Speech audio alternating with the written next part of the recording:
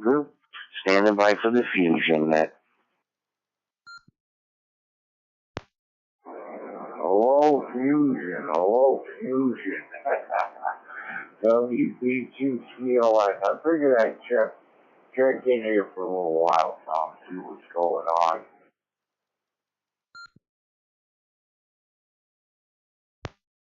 All right, yeah, but Pastor Tom, just one thing, you gotta wait for the pauses and stuff. This is a big net, and you're gonna hear a lot of cool things and everything. When it's our turn to check in, they're gonna call on that. So right now it's gonna be early check-ins and things. Please stick around. Don't key up till you see how the net goes and everything, and then we'll get you checked in, buddy. Like I said, this is the Kings County Amateur Radio Group, and really of a nice piece, and I'm happy to be a part of it. So I want to get you in there to check in with them as well tonight. I promise them I bring a few from this end. So stand by, and when they call us, you check in with me. Josh is here on the side. Will is out there, the really IRL. I got a couple of people on Peanuts sitting there right now, so stand by, Pastor. We got you in here.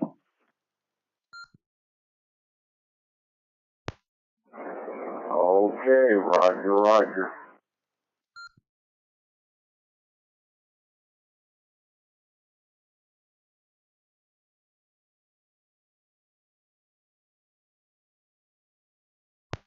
All right, buddy. Yeah, definitely. Don't leave. Like I said, get a check-in and everything. These are great guys, man.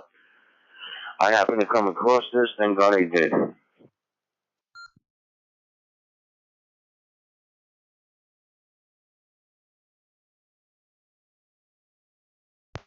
I don't see Joshua thing. Where did he go?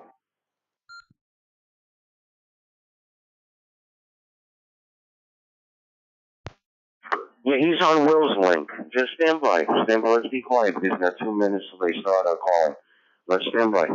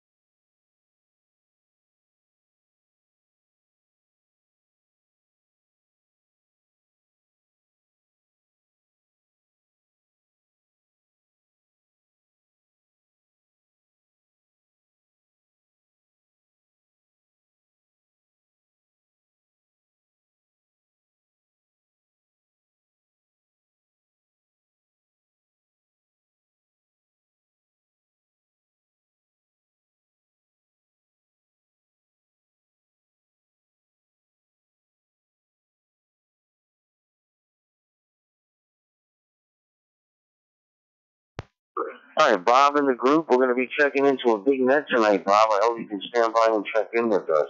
We're linked up to Wires X through my gateway out of New York City here. So let's stand by. K2870, looking to check in soon.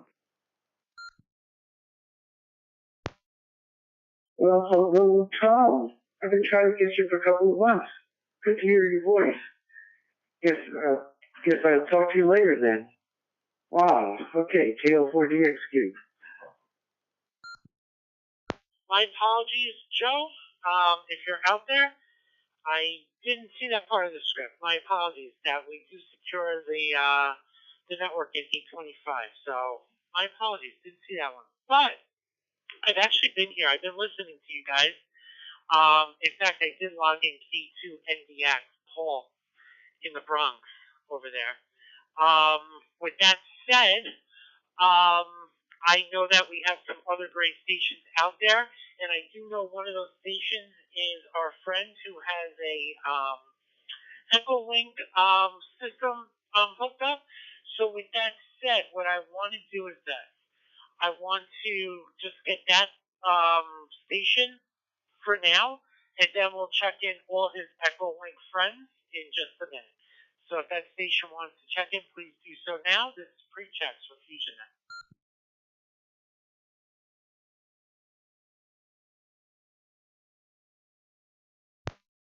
All right, net control, please copy. K2 Hotel Zulu Echo, that's K28ZE.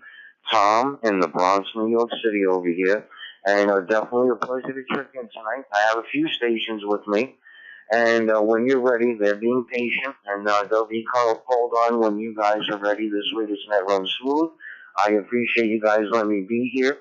And back to net control. So you got Tom K28ZE for the long haul.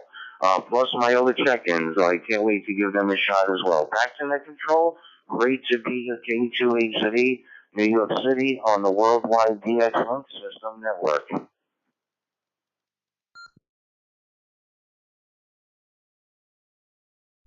All right, phenomenal. Okay, so K28CE, I got you in there. I just need your local temperature, and then I'm going to toss it back to K2NDX, my friend Paul, for his temperature.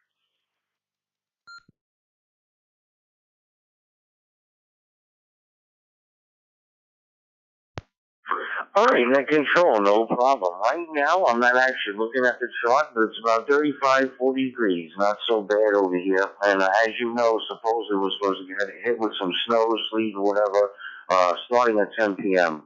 But right now, about 35, 40, and definitely a pleasure, my friend. Back to you.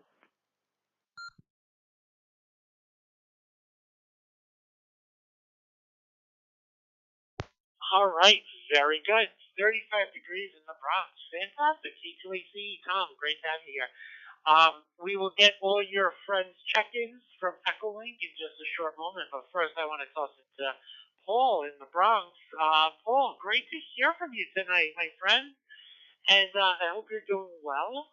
Just wanted to get your local temperature, if you wouldn't mind.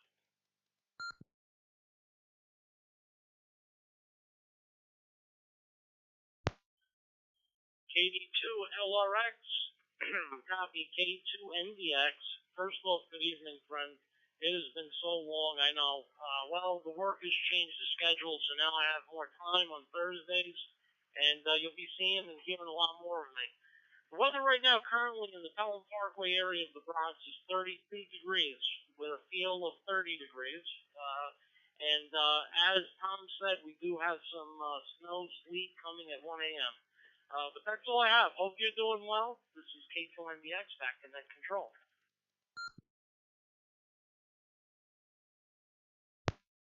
Haha, fantastic, K2NBX. Thank you so much, Paul. And I'm happy that we'll be hearing more of you. It's a pleasure hearing you tonight. Real treat. So thank you so much. All right. Any other stations wishing to check in? Reminder, if you're in the Echolink, just stand by. We will get you in there, I promise you. But in the meantime, I want to clear any other stations wishing to check in through digital. Net control, KD2RX is confirmed. 2 Echo 0 Tango Golf Echo. 2E0 TGE. Current temperature here is 39 degrees Fahrenheit, 4 degrees Celsius in the United Kingdom. 2 Echo 0 Tango Golf Echo. That's KD2NRX, the net, and the FusionNet. All right, 2E0TGE. Toby, I got you in there. I'm sorry, unfortunately, I was having a little trouble reading your temperature. I think you said 2 degrees Celsius, but what does that equate to in Fahrenheit again? The temperature is 39 degrees Fahrenheit, 4 degrees Celsius for yourself.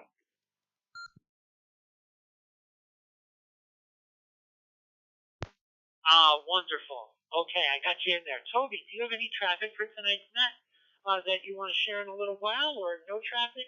Whatever you want to do is good with me.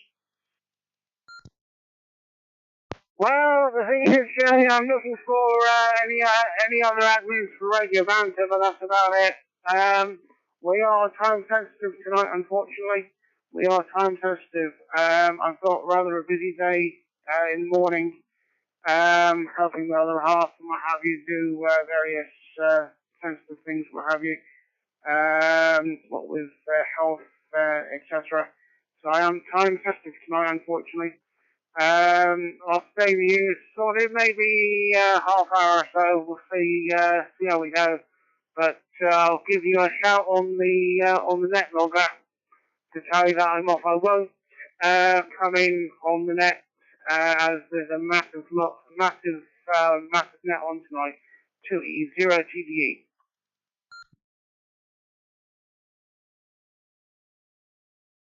Right, totally. Well, listen, if you do need to secure early, you let us know. But we are certainly glad you are here today, joining us as our third check-in of the evening. Any other speeches wishing to check in, please call that control right now. November 7, Mike Kilo Yankee, your captain speaking. What's going on there, pal? I think we're going to have a really good night tonight. I do have traffic, and it is, let's see, I believe it is a nice 39, what is it, 32? 32? Do I see 31? Nope, it's a nice crisp 32 degrees. That would be 0 Celsius.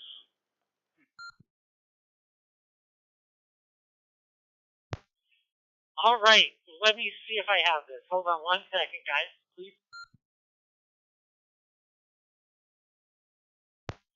So, I don't know if you guys ever ate like a bag of roll. I'm sure you all have. Eaten a bag of potato chips, and you get sometimes those chips that are kind of lapped over each other, and you call those the double. Well, we had a double and ham radio happen just now with two of my favorite people. First, there was David, I heard, as the number 4, and Kevin MKY. He's one of my fellow net controls. And then a guy who I absolutely love, a good brother, good friend of mine, AC2A, Joe. And Joe, please don't kill me, man. I'm so sorry. I feel horrible that I was unable to secure the net at E25. It's been a long day, and I totally forgot that that was in the script. So please accept my sincere apologies for that.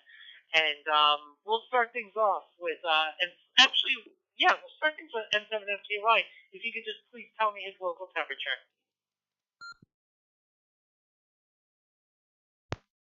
Net control, forgetting about 625 is like forgetting to put the landing gear down before you land the plane. In 7MKY in Boise, Idaho, where it is 27 degrees. And I don't really have any traffic, but I know you're going to force me to have traffic. So come back to air control on that one. Back to net control. WB2CLN disconnected.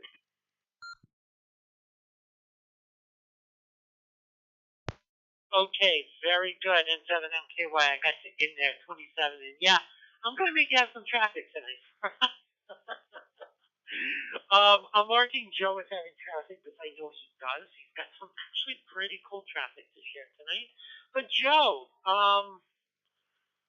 you said 32 degrees. Am I right in Gravesend, Brooklyn? Yes, it is a gorgeous 32 crisp, clean degrees. I love it. I love anything that's freezing or below.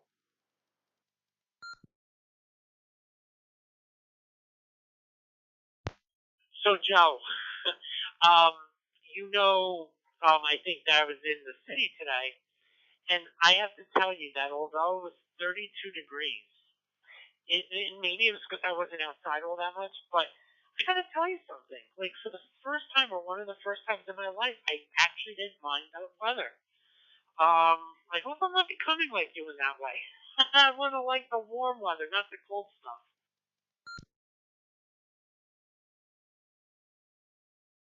I'm telling you, that's it. You're becoming like me, man. You're going to start loving the cold weather. You're going to love it. You're going to really, really love it. It's the best. It's the best weather ever.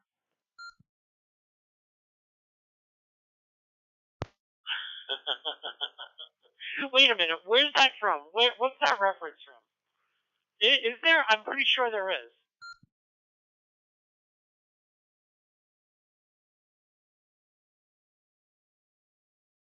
It's the best. It's going to be the best. It's going to be the best ever. And yes, it goes back to my show. You're fired. Aha! I got it now. It's Mr. Former President Donald Trump. Donald J. Trump. Very nice. He's even on the net tonight. How about that? All right, we're going to hear more from Joe in just a bit. I have him marked down as traffic. He's got some really exciting stuff to share with you. But in the meantime, who wants to be check-in number 6?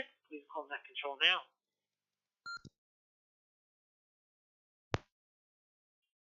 Net Control.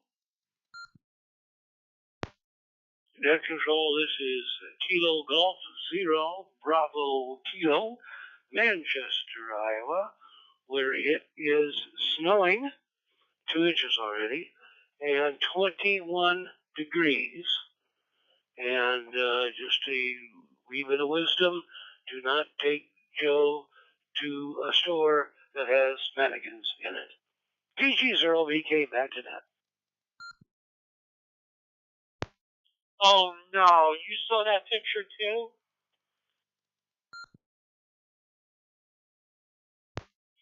Joe was bad boy and showed it to me and then apologized, but I had to say something.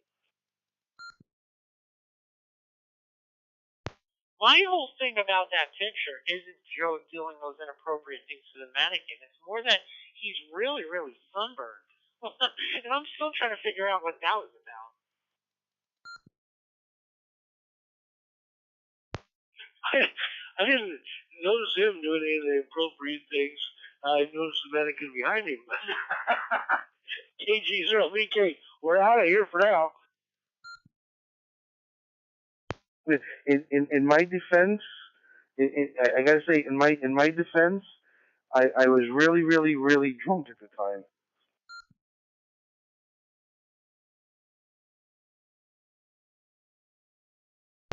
Let me guess what happened. You were on the beach, you were drinking, you were so drunk you fell asleep, then you woke up, you were still drunk, and you decided, let's just take these crazy pictures with mannequins.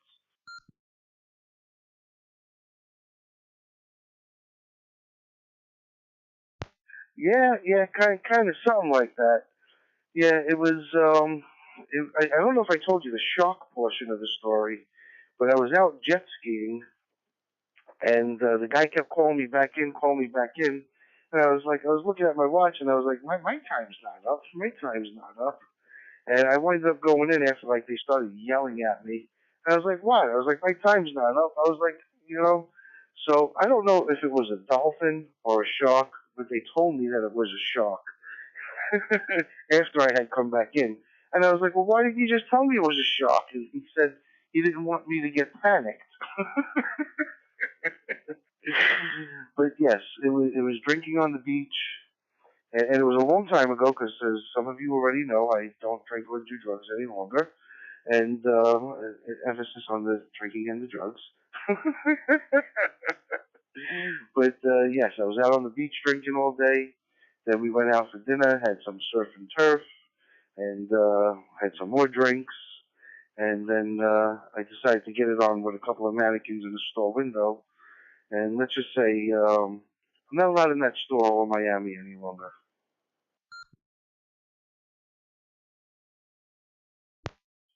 Now, as a foodie, as I am, let me ask you a question.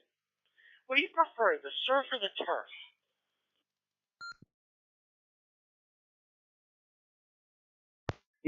Being Italian, I gotta say, well, you gotta remember, man, I'm Italian and I come from a family of butchers.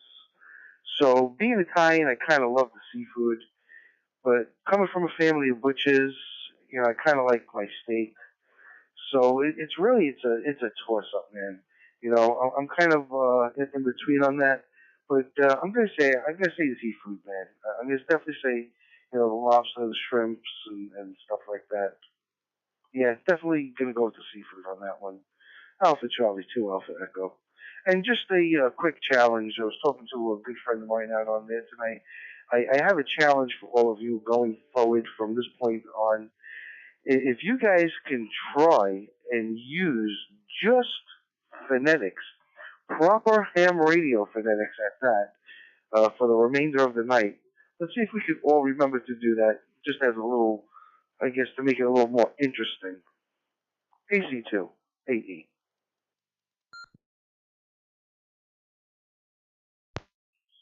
Kilo Delta 2 Lima Romeo X-ray. I like that. That's actually pretty cool. I gotta say, I choose the surf and turf, like which one of the two. I would definitely be more aligned with the steak. I like seafood. I like shellfish, but believe it or not, lobster is my least favorite shellfish. And I know like that's the thing people love, the lobster and everything. I'd rather have crab legs. That's just me. Over lobster any day. I know that's just me. But I do like steak, and I like steak in a way that I think Joe gets disgusted by, and that is very black and blue, if you will. Joe, you know what? As I'm saying that, and then we're going to get more check-ins, but you know what? I think we're good friends for one reason. We're the odd couple. You like it cold, I like it warm. You like lobster, I like steak.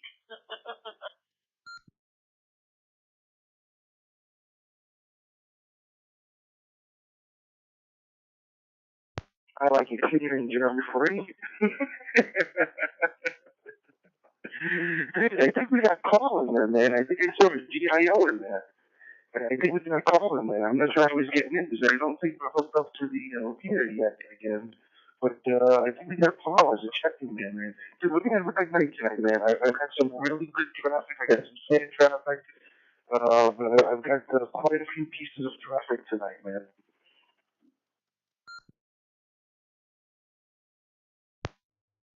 Net control. This is Kilo Zero Golf India Oscar. Carl in Staten Island, New York. Checking in. Temperature here is 33 degrees. How you doing, Joe? Jason, how's things? Hope everyone's doing well. And I have no traffic as usual. I'll be monitoring the net, and I'm glad to be back.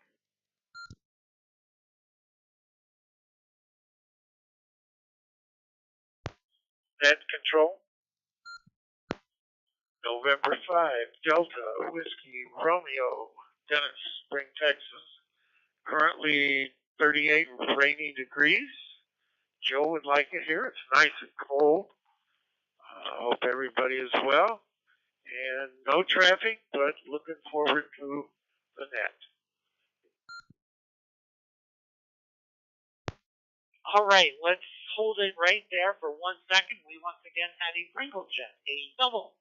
All right, I had K0GIO, Carl in Staten Island, New York, and then I had November 5, Delta Whiskey Radio.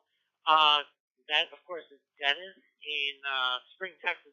Dennis, I missed your cold weather temperature. What is that presently?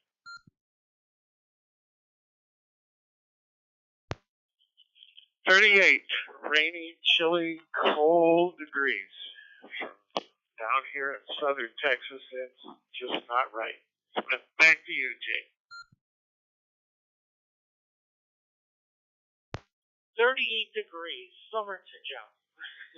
Okay, very good. N5DWR, got you in there. And Carl, man, it is always a delight to have you in here with us. So I'm blessed to have you here tonight, as I am with every single one of you as well. So thank you so much for coming on to FusionNet. With 10 minutes before the official start, who also wants to check in early to FusionNet? Please call that now.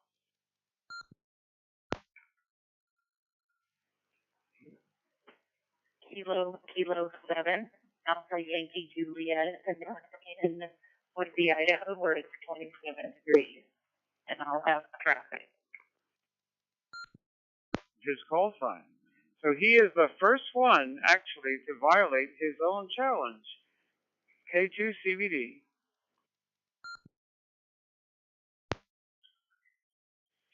This is KE0MIZ. Kilo Echo Zero, Mike India Zulu, Rob, Northwest Wellington, Colorado, where it's currently 10 degrees Fahrenheit. We had a high of 19 degrees, and this morning it was -5. So there you go. KE0 MIZ. It's slowly to me, as well as your local temperature, because you guys aren't going to come in. Your cold front's not going to come in.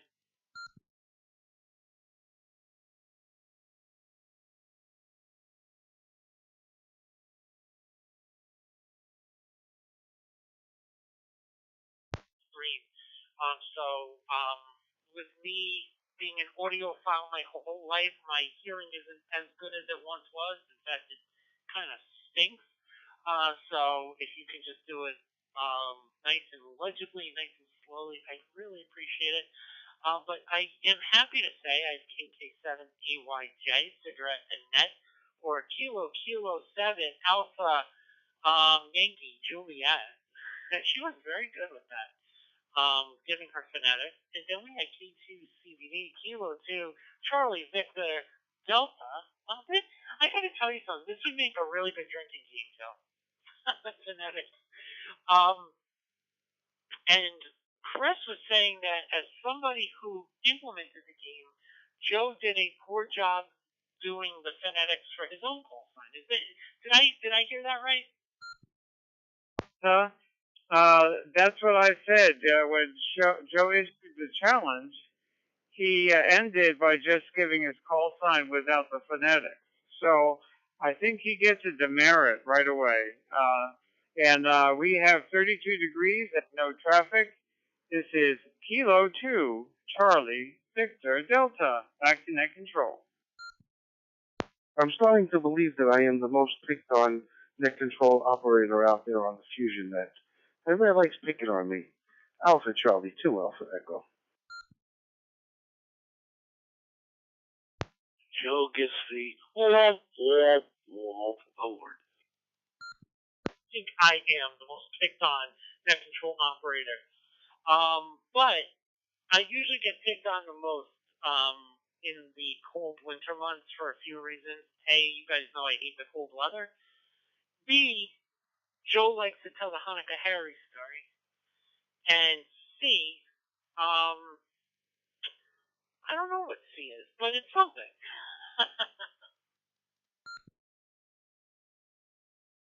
I love Hanukkah Harry. That's the best story ever on ham radio. For those who don't know, should I tell them, Jay? Should I tell them?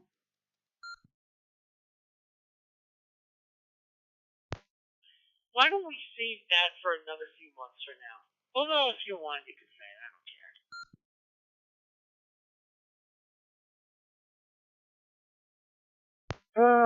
care. I think I'm going to tell it for all the new operators out here tonight. A few years ago, I made up the name Hanukkah Harry for, I don't know, just being a goofball or whatnot. And later on in the season, the Christmas season, that is, the Hanukkah Christmas season, as we like to call the holiday season, J, Kilo Delta 2, Romeo Lima X-Ray, was talking about old Saint Nick, Santa Claus, and he also mentioned Hanukkah Harry a couple of times. So I had to kind of like text him on the side. I'm like, dude, you know I made Hanukkah Harry up, you know. I was like, it's not a real character. Not that Santa Claus is, but I guess you had to be there because it was kind of amusing at that time. But as he usually says to me quite often, he goes, "You jerk."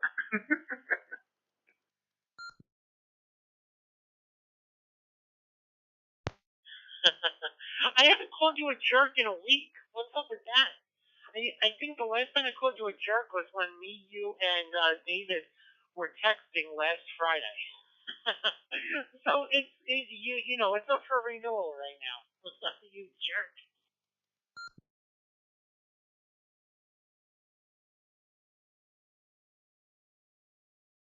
Oh boy, oh boy, oh boy.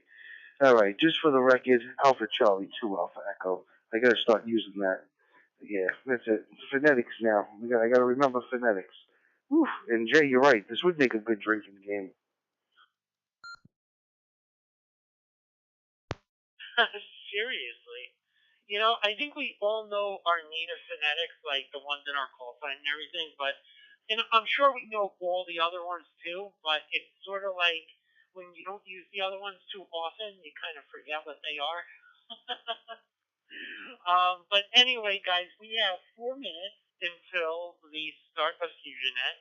With that said, I want to get any other stations that are wishing to check in on this log. Any other stations wishing to check in may do so now. 82 LRX.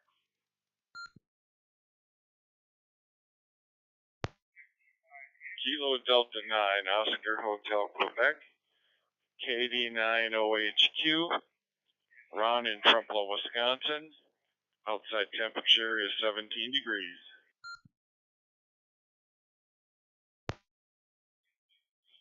Kilo Echo 0, Mike India Zulu.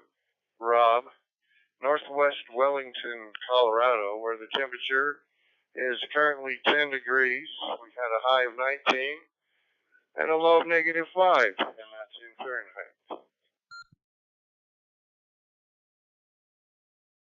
For calling is currently connected to node number REF9500.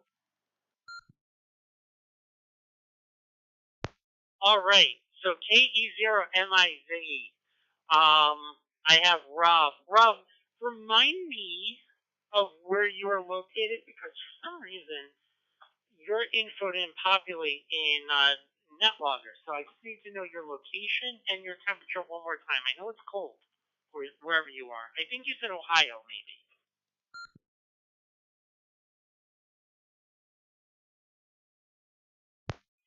Yeah, this is Kilo Echo 0, Mike India Zulu. My QTH is Northwest Wellington, Colorado, and my temperature is currently 10 degrees Fahrenheit. We had a high of 19 and a low of -5 this morning.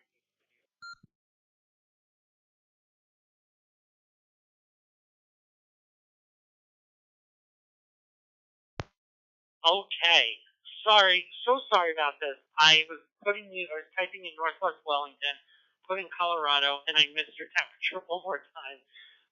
15 degrees, did you say? I'm so sorry. The final time I'm going to ask you the temperature.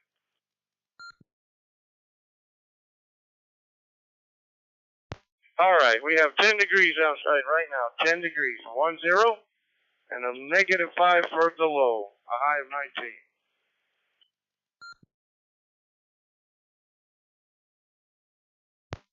Aha! Perfect. All right, so 10 degrees. This is kind of wait. Oh. I see why you weren't populating. We had you already logged in. We had you in as number 11. 10 degrees Fahrenheit, KE0MIZ. Okay. So you were number 11 right before KD9OHQ. So you were already logged in. I probably just didn't acknowledge you, and I'm sorry about that. But I do have you in there, Bob. So thank you so much. All right. With 1 minute before the start of this net, I want to clear the air, okay? And then I'm going to do something slightly different. You guys will see what I do in terms of calling stations for ID into this net logger. But stand by, guys.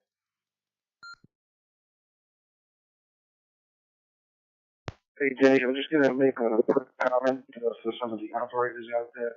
If they're wondering why that they are not being heard throughout the rest of the system.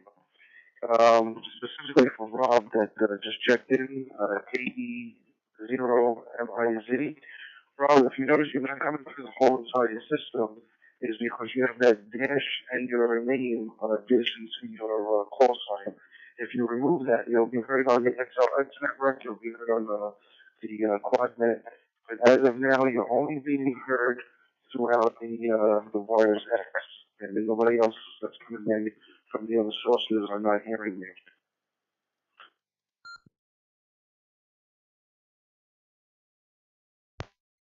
AC2AE from KE0MIZ. That's good information. I will take that into consideration next time I check into the net. Thank you very much. KE0MIZ, or as we're doing phonetics, Q Echo 0 Mike India Zulu, back to the net. Yes, I did it again. I said KE0MIZ. I should have said Kilo Echo 0 Mike India Zulu. Yeah, if you want, man, just go to the FusionNet.org and go to the menu on the right-hand side, and it'll say how to connect, and it'll give you a detailed it'll give you a detailed explanation PDF file on how to connect and what works on the system and what doesn't work on the system. We wrote it up a few months ago, so it should definitely help you out, my friend. Alpha Charlie 2 Alpha Echo.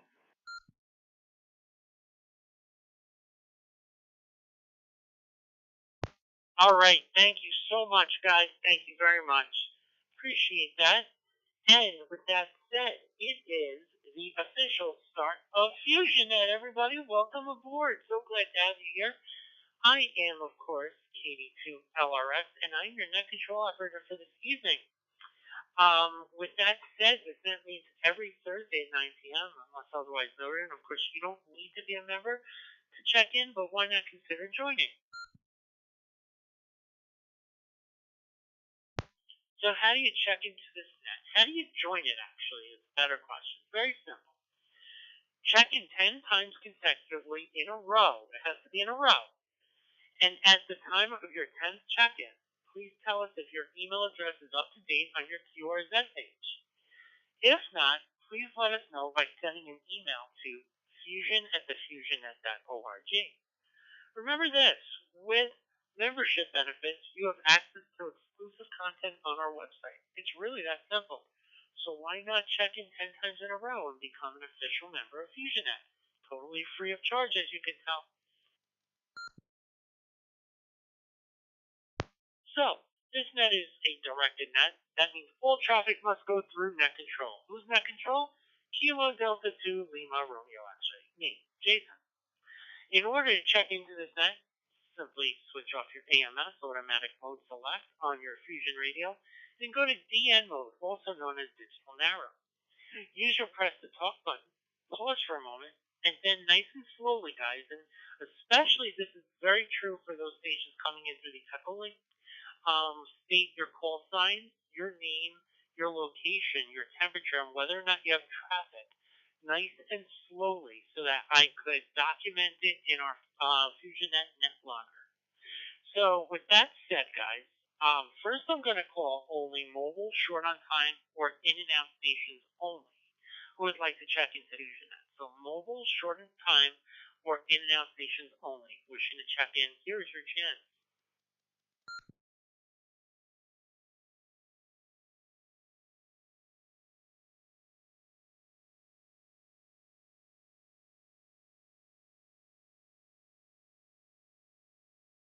Okay, very good. So with nothing heard, we are now going to call those stations that are coming through Echolink. So again, those Echolink stations, those Echolink radio stations coming in through the K2HCE Echolink, nice and slowly, please state your call sign, your name, your QTH, your local temperature, and if you have traffic, please.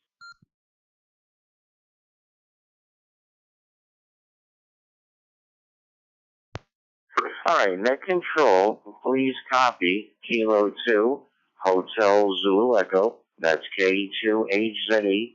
You have Tom here in the Bronx, New York City.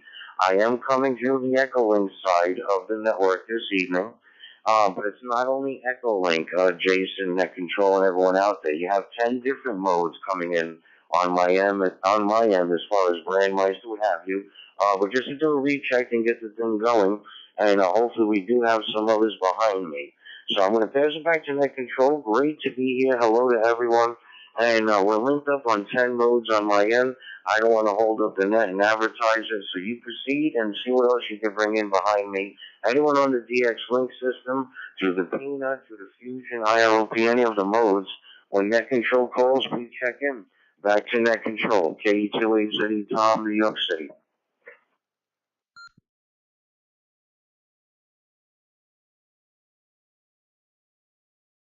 Okay, fantastic.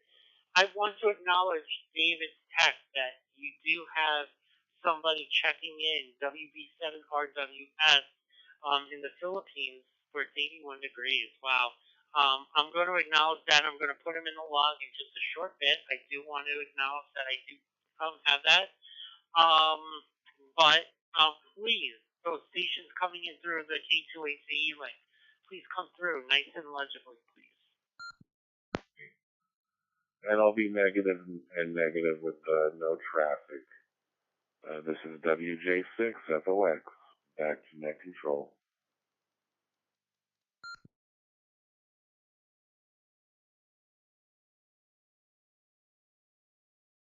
Josh, you got you in there. I'm happy you're back. WJ6, FO6, FOX. What was your local temperature here in Poland?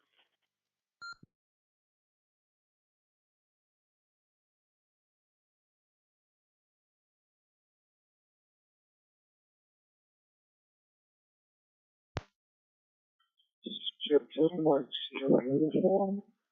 I'm going out, 37 degrees. I don't have the weather.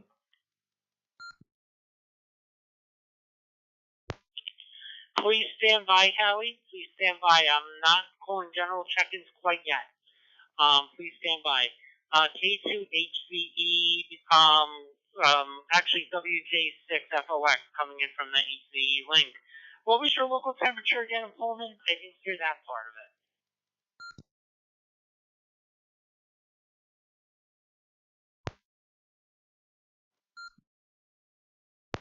All right, I'll pick it up. I appreciate it. Whiskey Juliet 6, Foxtrot Oscar X-ray. And, yeah, current temperature is 29 degrees Fahrenheit. Yeah, I had to double check. So, yeah, 29 degrees. So we're going to have an overnight low of apparently 12 degrees. Getting down to 12 degrees tonight. Back to net control.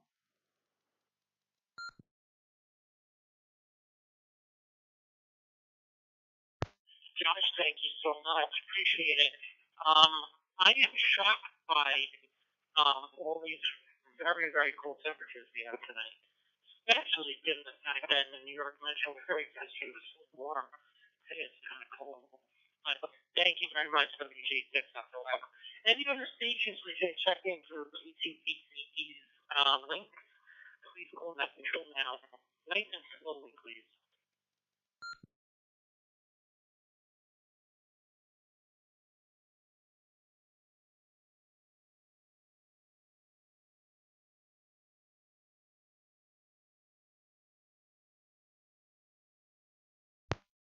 All right, net control. It's a little quiet right now, but don't worry. I have 10 connections on Echolink. You're being heard in Jeddah in the Red Sea, Saudi Arabia on a repeater. We're being heard in Antigua in the Caribbean on the V21RW repeater system as well, and I have a few others. So back to you. Right now it was just me and Josh. You have Bob in the background. KO4 WDX is in the background with me, listening on the Echolink side, and a few others. So as I said, as you go down the road, make sure you leave another pause for whatever's coming in on Echolink or any of the other modes. Back to you, buddy. Great to be here, and at least you got two from me so far. K2HZ in the group. Back to net control.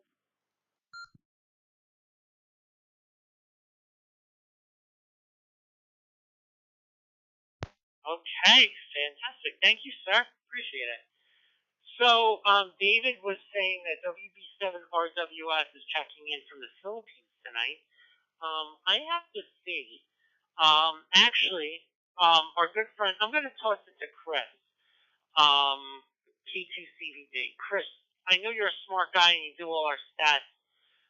What would be the abbreviation for the Philippines? Because instead of state, I'm going to put you know that. Like for Australia, I normally put like AU. For the Philippines, what would that be? Do you have any idea?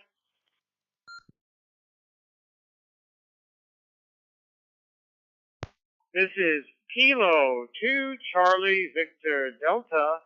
I don't know right now, but I'm actually also researching a little bit the Philippines. So can I come back to you? By the way, I have 32 degrees and no traffic. Didn't put me yet on on the logger. So I'll get back to you in a minute. I'm not sure, but I'm going to find out. This is Kilo 2, Charlie Victor Delta. Back to net control.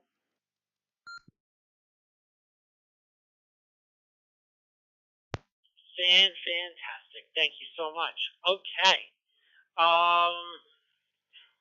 David, these are hard to log in looking at the guys, when you're net control, you're not only monitoring your radio, you're not only monitoring your screen's radio, you're also looking at NetLogger, and you're also looking at text messages coming in, because we have like a live stream set up too, which is really cool.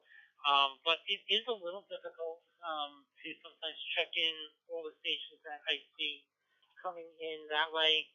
So I'm doing my best, guys. Really am. In K7LAN, normally in Boise, but he's in California today. David, do you know what part of California Michael is checking in from tonight, K7LAN?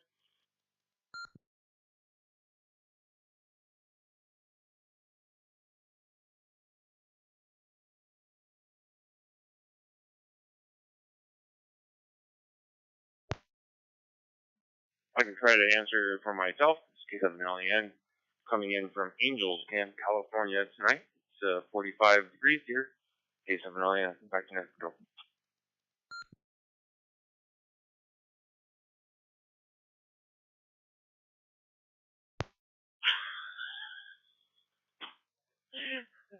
So David wrote in reply to my question, now you know how I felt last week with you and Joe's text jerk. That's amazing. Thank you very much, David. All right. That's so awesome. All right. You're one of us, David, I gotta say. Okay. All right, K7LAN. You said, what was it? Angels, California? Is that what you said?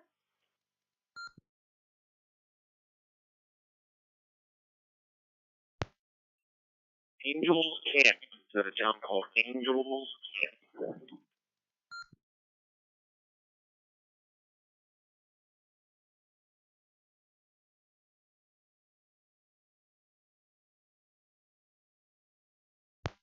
Angels Camp, like CAMP, right? Like a camp? Interesting. Very cool. What part of California is that?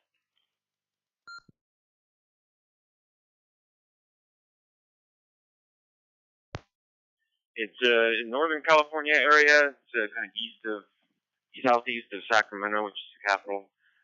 It's if you ever look up any information from Mark Twain or the Jumping Frog Jubilee, that was started here in Angels Camp.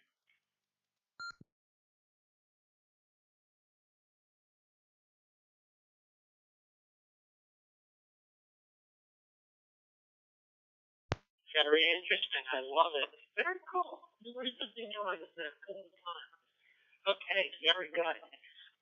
With that said, guys, at this time, I'm going to do a general call for check-in. I'm going to start things off with Kilo Delta 2, Mike Sierra Uniform 82 MSU. Howie, what was your local temperature in Coney Island? Thank you so much for standing by the way.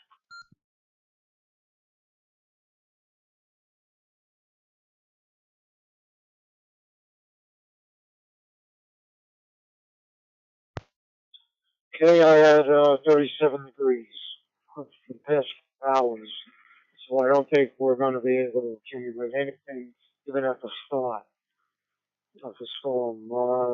See some temperatures to the north, they're freezing, so big temperature going north-south.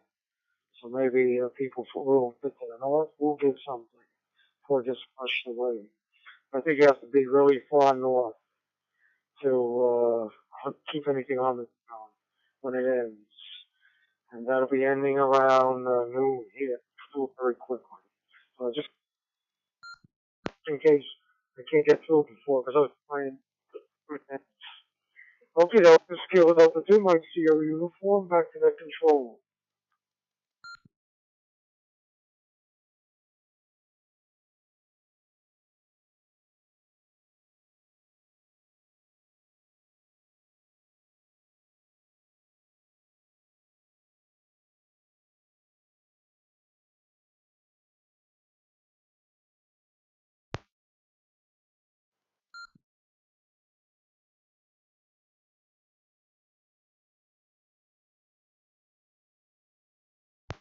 All right, Howie, your signal is really, it's hiccuping big time. So there's something with your signal. You're not getting in strong. You're not getting through the network for some reason. But we will get back to you in a little while with your weather forecast, your comprehensive weather forecast, and hopefully you'll be able to get everything kind of fixed before then. Okay, any other stations looking to check in, please call Net Control now.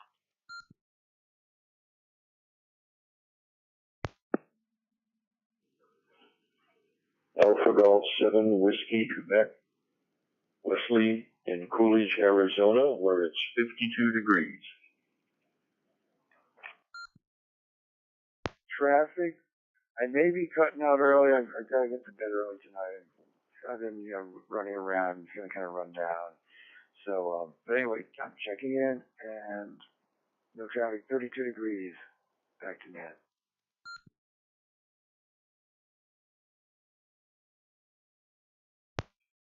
Net Control? Net Control, please copy.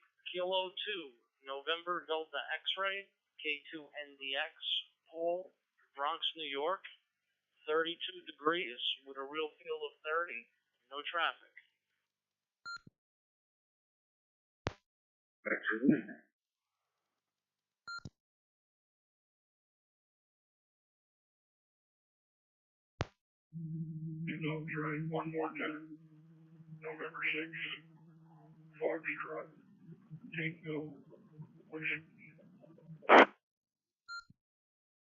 Say my first, my last, my everything. I got you in there, number 1.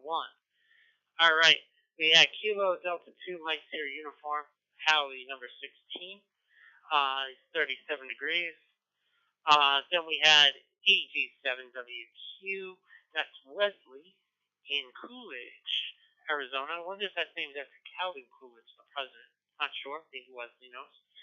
And then we had Kilo Delta 2 November Victor Bravo, that's Bob.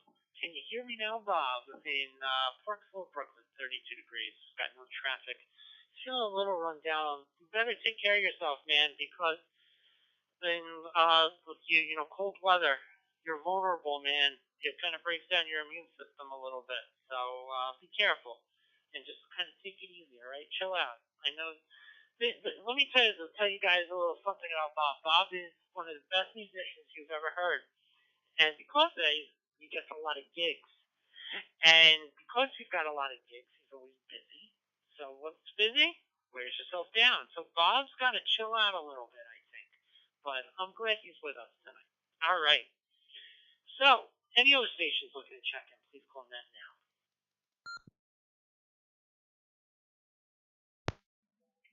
This is Kilo FLA, Quebec Whiskey Victor. This is S, and it is 25 degrees in Toledo. York, temperature is 32 degrees with a real feel of 30. No traffic.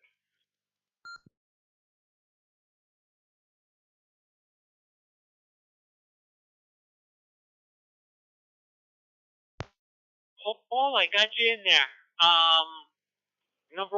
You're checked in as number 1. I got you in there. Thank you very much, K2NDX. Got you in there. Number 19 check in. I have N6FTW. You're a little low. I hope you're okay, but I do have you in there. In Lake Elsinore. Oh, I remember you. I remember this area in California. If you could just please tell me one more time what your local temperature is.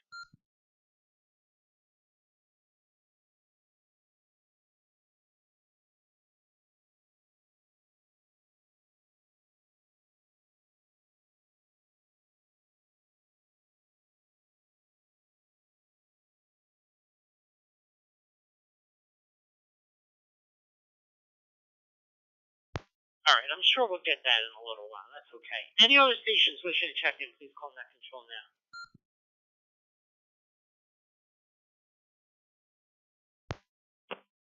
Alpha Charlie 9, Kilo Quebec, AC9KQ, Dennis in French Lick, Indiana, where the temperature is a robust, warm 36.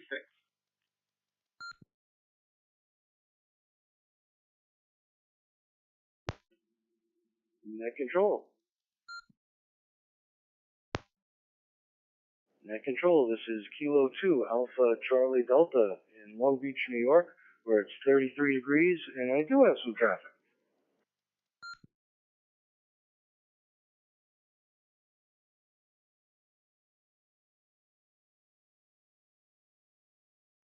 All right, I gotta tell you guys, I love you all, but I'm really unimpressed by these temperatures tonight.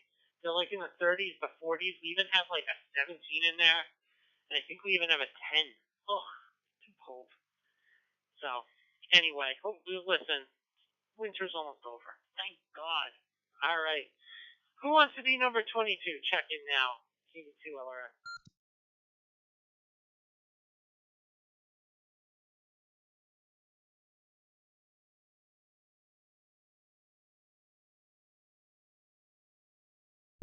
On Net Control, this is Kilo 2, Charlie Victor Delta for comments.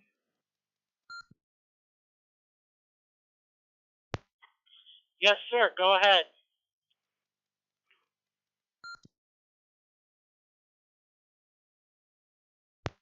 Okay, Jason, this is Chris on the Upper West Side. In the spirit of the evening, the abbreviation for the Philippines is Papa Hotel Lima.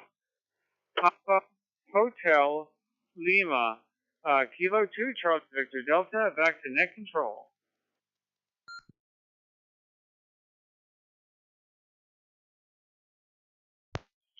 Okay, Papa Hotel Lima.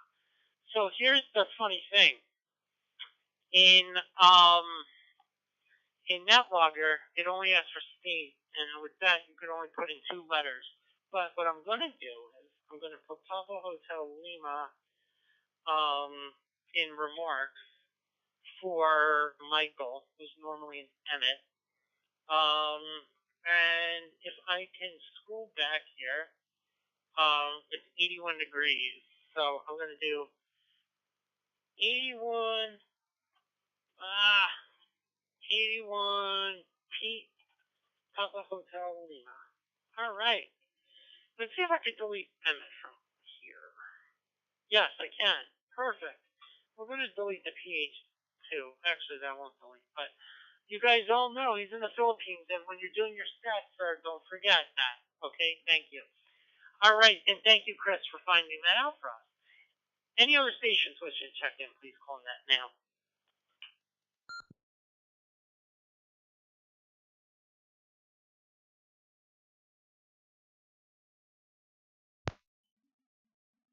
Net Control, this is Kilo 2 Alpha Charlie Delta. I don't know if I got acknowledged or not.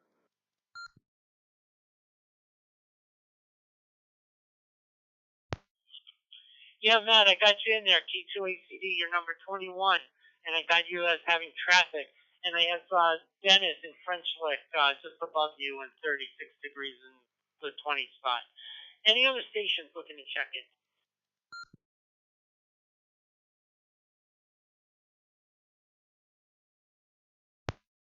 November 2, Echo Gulf, Quebec.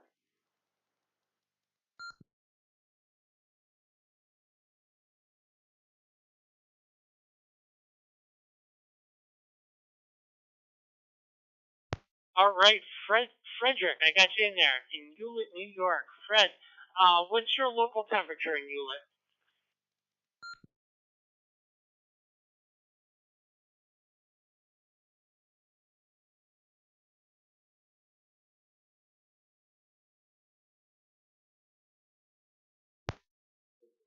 I haven't been out today, but I think it's in the 30s. Where are you located?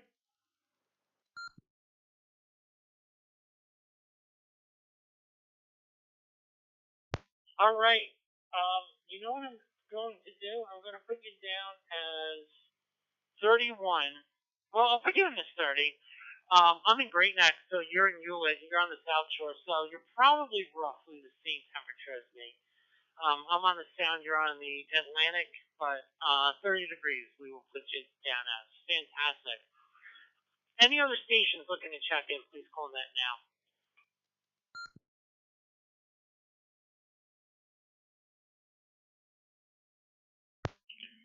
This is KC1QHE, Fleet, Pittsfield, New Hampshire. It is currently 21 degrees Fahrenheit and no traffic. Back to net.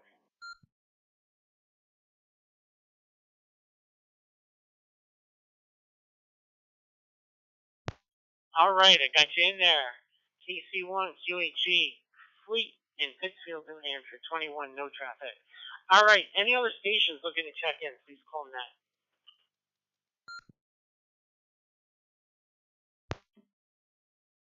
KC1HHK, Kilo Charlie 1 Hotel Kilo, Paul in Quincy, Massachusetts, 27 degrees, no wind, no traffic, and also in and out. Can't hang in there tonight, but wanted to check in. 7-3. Back to net control.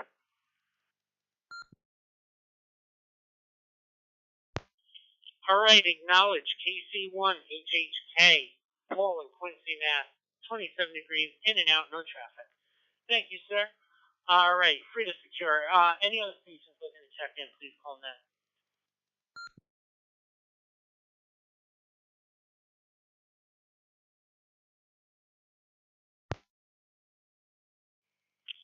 Good evening, everyone. I am Kilo Bravo 6, Delta Hotel Romeo, Mike, Kelso, Washington.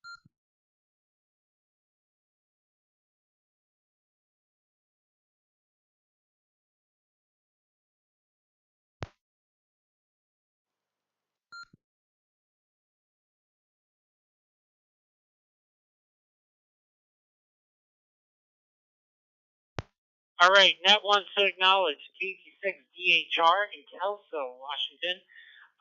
Mike, what's your local temperature? Let me pull up WeatherBug. I had to take my weather station outside so it could connect to the atomic clock. But WeatherBug says at this time it is 37 degrees. It feels like 34. We had a high of 40, and we're supposed to have a low of 20. And the wind is coming from the southeast at 4 miles an hour.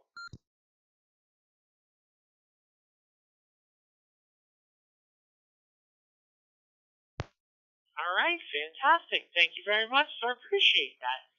All right, KB6DHR. Any other stations which you check in, please call net now.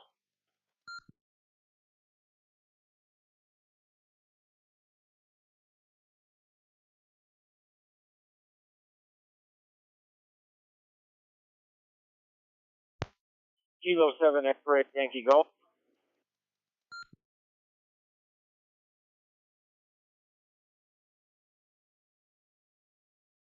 November 8, Hotel Uniform Bravo. XYG. Just a reminder, everyone that's checking in, please state your local temperature and whether or not you have traffic. Cody, what is your local temperature?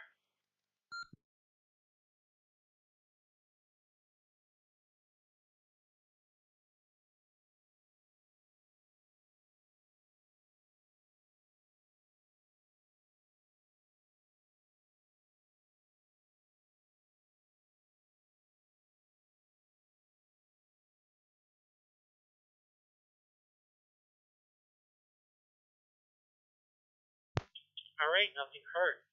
So, with that said, any other stations looking to be checking in tonight?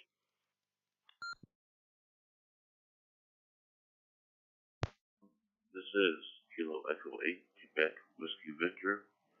This is Chris from Findlay, Ohio. The temperature is 25 degrees.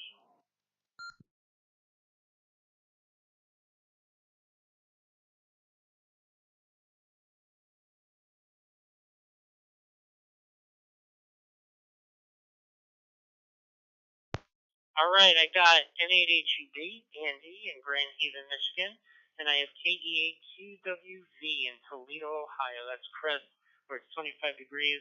Andy, what's your local temperature? Mine is 24 degrees, 24.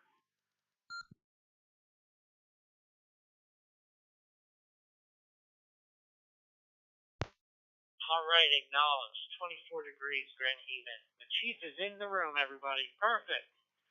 All right, any other stations wishing to check in?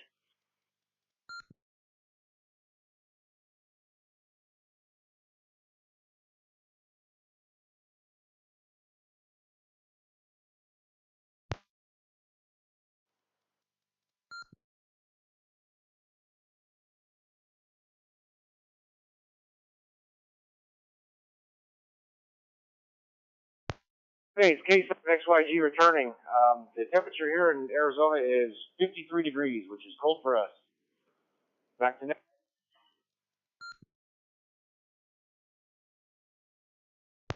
All right, Cody. Great to have you in here tonight. And from what I understand, you're a friend of Paul's, K2NDX, so you're a friend of ours, so welcome to the net. Thanks, Paul, for sharing that info about FusionNet. All right, any other stations looking to check in?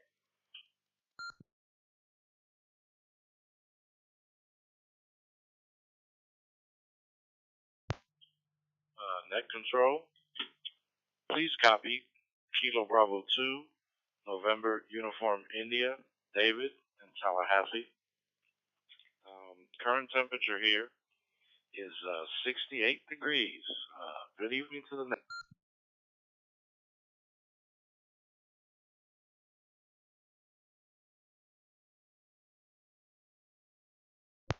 All right, you are acknowledged. David in Tallahassee, 68 degrees, no traffic. Welcome aboard, KV2NUI. Any other stations looking to check in?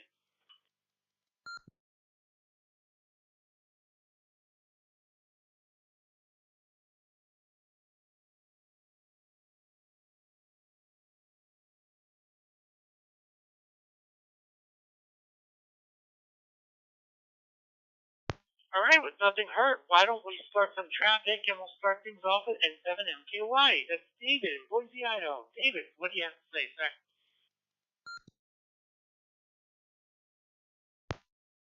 N7MKY, this is your pilot speaking. I would say that, well, I'd say I'd have a little bit of traffic, but I guess I'm not in NCO anymore. I've been erased. I've been totally erased. Now, traffic is, I'm glad to see somebody were just joining us tonight for the FusionNet. And Jay, you're doing a marvelous job. And there's no amount of text I can send you and Joe if you try to match it up because I know the takeback's, well, you know the rest of it.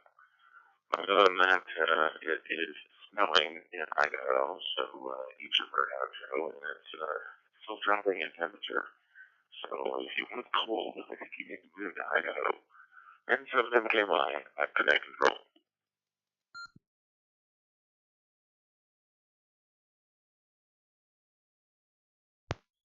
One of our fellow net control operators on FusionNet. He is in the jump seat tonight, flying along with us. And if for whatever reason I lose control of this aircraft, N7MKY will take over. So thank you very much, David in Boise. All right, now let's go over to another net control operator of mine, a good friend of mine, Alpha Charlie 2, Alpha Echo. Joe in Brooklyn. Joe, what do you have to say tonight? I know you've got some good traffic for us.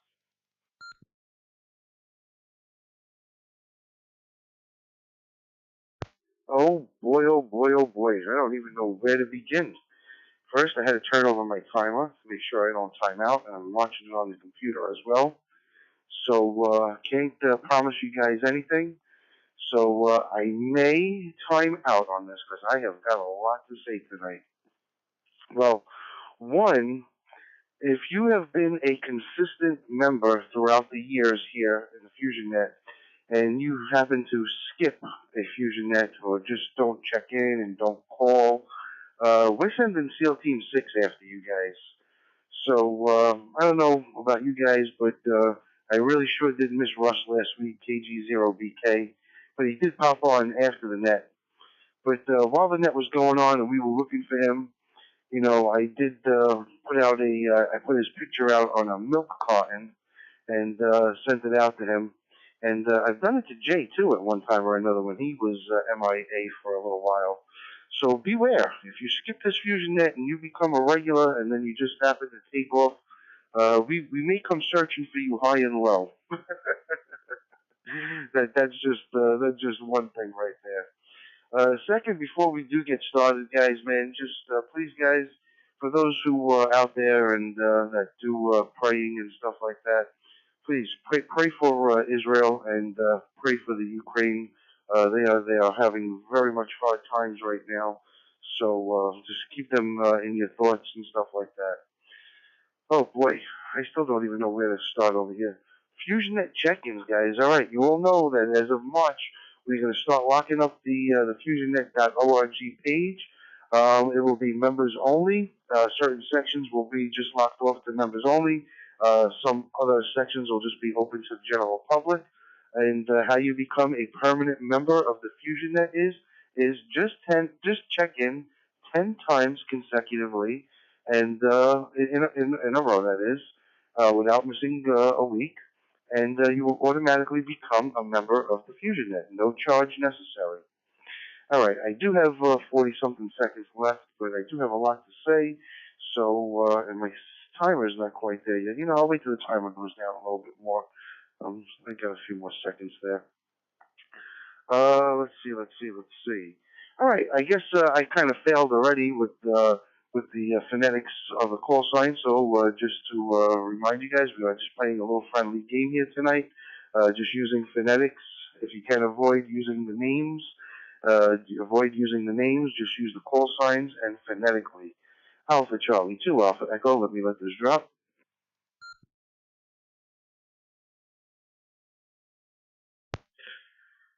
So that's just a random thing that we just came up with.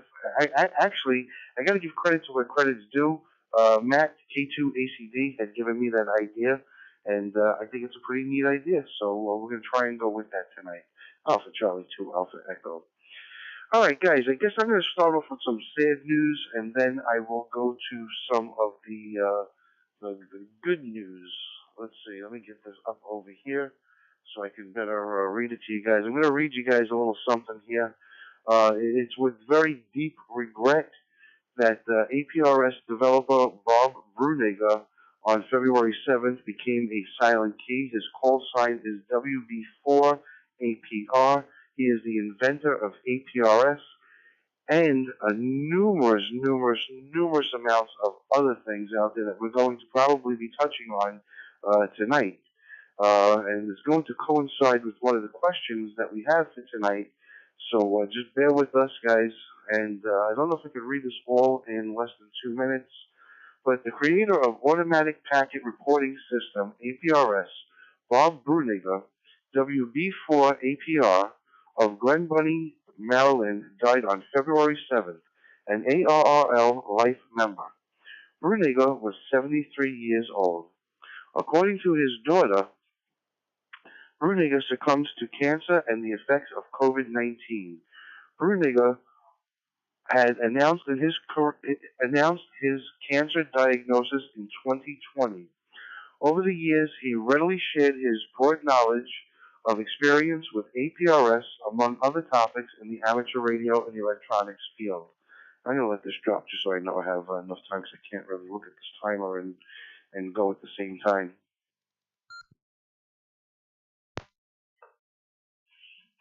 While best known for APRS, Bruniger was also a retired U.S. Naval Academy senior research engineer.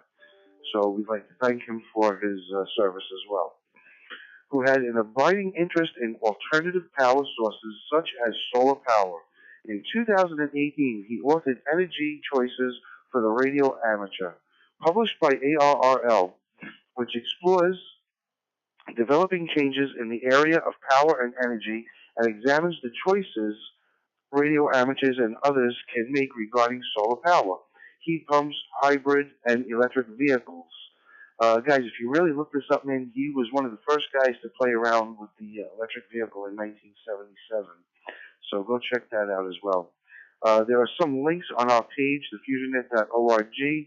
It's called APRS Developer Bob Bruniger, WB4APR, and it's what I'm reading here today. And there are some videos that we put up for those who like, and some links that you can also check out to follow what he has done in his career. And he's done a lot, man. He should definitely get some sort of award for improving humanity. He's just done that much. Has a lot to do with the CubeSats and all that stuff. All right, so APRS was originated in 1982 when Bruniger wrote his first data map program that plotted the position of the U.S. Navy ships for the Apple II platform. A couple of years later, he developed what he called a connectionless emergency traffic system. That's CETS on the VIC-20 and the Commodore 64 platforms for digital packet communications to support an endurance race. The program was ported to the IBM PC platform in 1988 and was renamed APRS in 1992. The recognized North American APRS frequency is 144.390 MHz, and APRS is globally linked via the Internet. Bruniger founded the Appalachian Trail Golden Packet, the ATPG event, which fields APRS nodes from Stone Mountain into Georgia to Mount, I'm going to mess this one up, to Mount Katahdin in Maine each July, which one of our members tried to become a member of that, to become a part of that, which she's probably going to tell us in a little while. All right, let me let this drop with 18 seconds left. Well, my sand isn't quite done yet, so I'm going to let it just go a little bit. Let's see, 10, 9, 8, 7. Let me let this drop. ARRL contributing editor Ward Silver, N0AX, remembered Bruniger this way. Bob kept pushing APRS beyond its origins as a position reporting system. He developed and helped implement numerous other uses of APRS in support what has become the ham radio of things. With great potential for future amateur radio application, Bob's far-reaching vision and imagination were as good as it gets. Bruniger mentored United States Naval Association midshipmen in building and launching amateur radio satellites and CubeSats, beginning with the PC-Sat in 2001. PC-Sat, the first satellite to directly report its precise position to users via its onboard GPS module. Subsequent to the USNA spacecraft included PSK-31 capability, HF to UHF, and other innovations. Amateur radio on the International Space Station, the ARRL liaison Rosalie White, Kilo 1 Sierra Tango Oscar, recalled that Bruniger attended many ARISS international meetings and contributed enormously to the APRS activities, leading a team in developing protocols and software for rapid message exchange via packet robot. This guy's incredible, guys. White said APRS remains a key staple in the new ARISS interoperable radio systems, the IROS, that's now on board the ISS. She added that Bruniger offered input for future NASA lunar and gateway opportunities in which the ARISS hopes to take part in. All right, let's see. All right, I just got to check my time here, guys. Last year, the ARRL CEO, David Minster, NA2AA, and I know I'm not using today's guy, I'm trying to read through this a little bit quick because of the timer. On behalf of the ARRL, honored Bruniger with a brick in the ARRL Diamond Club Terrace at ARRL headquarters. ARRL sent him a letter of appreciation along with a replica of the brick. All right, I'm going to let this drop.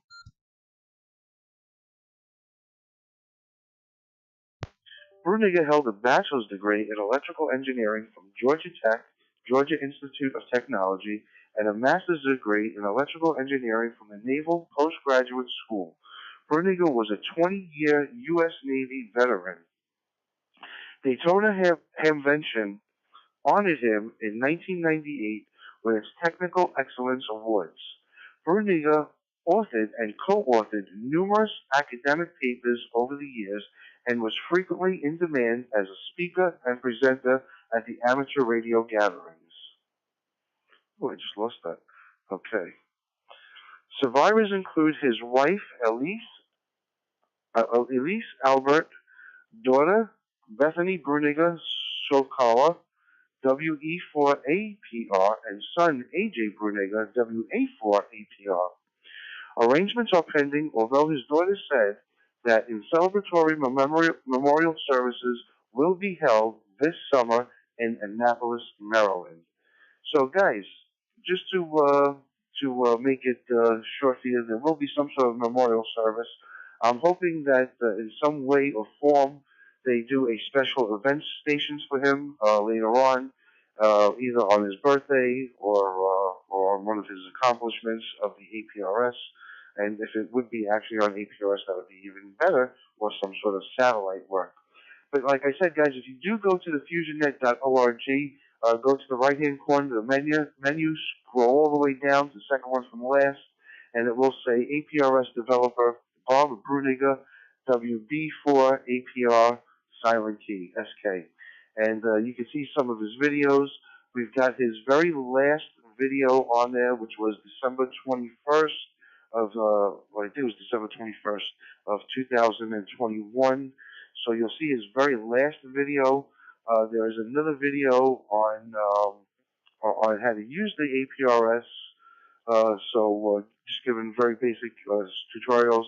There's a link to his QRZ page. There's a link to the APRS.org, and then there's also a link to his credentials over the years. And if you look at that, the usna.edu, you will see this guy has had a fantastic career in not only the electronics field, not only ham radio, but as a military officer as well. So go check it out. He is a hero. He's done a lot for the amateur radio community and for humanity as well. And he's just done a lot for electric vehicles and the Chevy Volt and all that good stuff. All right, got 9 seconds. Let me let this drop.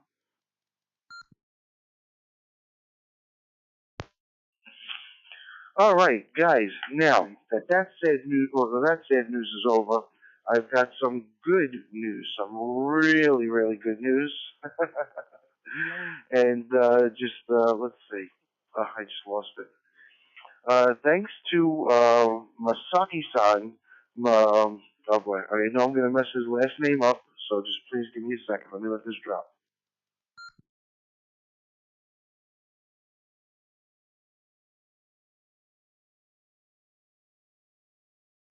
Okay.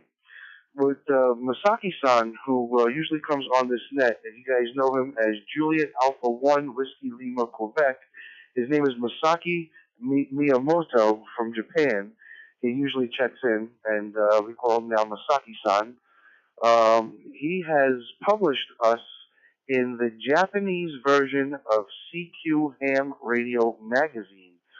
So if you want to see a copy of it, guys, I also put that up on the website. We can go over to the menu, scroll all the way down to the very, very bottom, and it'll be labeled "We're Moving On Up." So the FusionNet is now been published in an official magazine. I know it's in the Far East in Japan.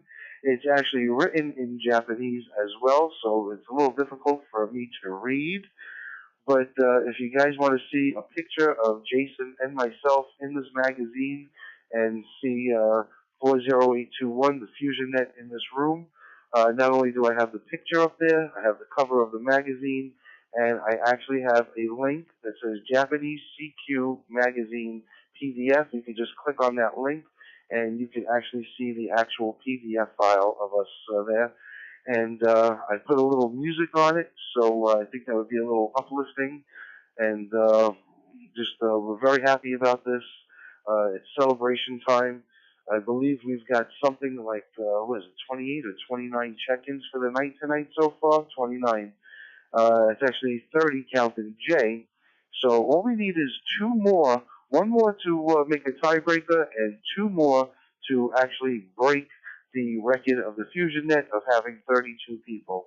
So if we've got any more check-ins in there when Net Control calls for check-ins again, guys, please check in, get on the list, and just get us out there. All right. One other thing that I had to mention on the net, guys, is, you know what, 54 seconds, let me let this drop. All right, some awesome news, guys, some awesome news. As of now, in Dayton, Ohio, Xenia, Ohio, for that matter, Hamvention is on. Hamvention is on.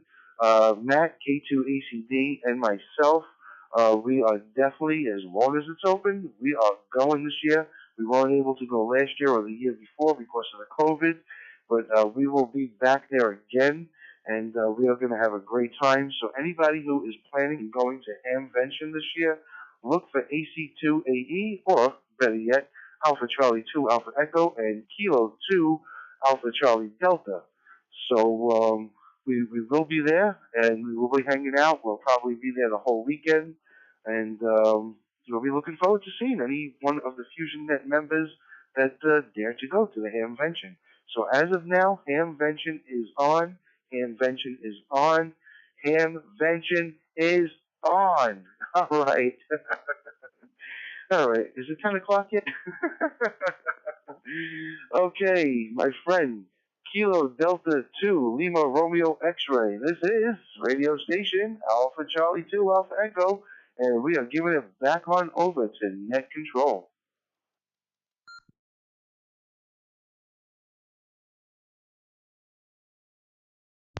KD2 LRX, Kilo Delta 2 Lima Romeo X-Ray. Thank you very much, Alpha Charlie 2 Alpha Echo, for that traffic.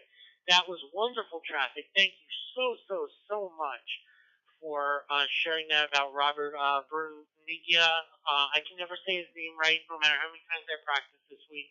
Bruniga, thank you so much on that. With that said, keeping to the theme, I'm going to kind of go a little out of order on our traffic tonight, because I know that Kilo 2 Alpha Charlie Delta K2ACD has a supplemental piece to the passing of Robert Bruniga and his accomplishments. So I'm going to toss it over to Matt, and he could add some more facts for you guys.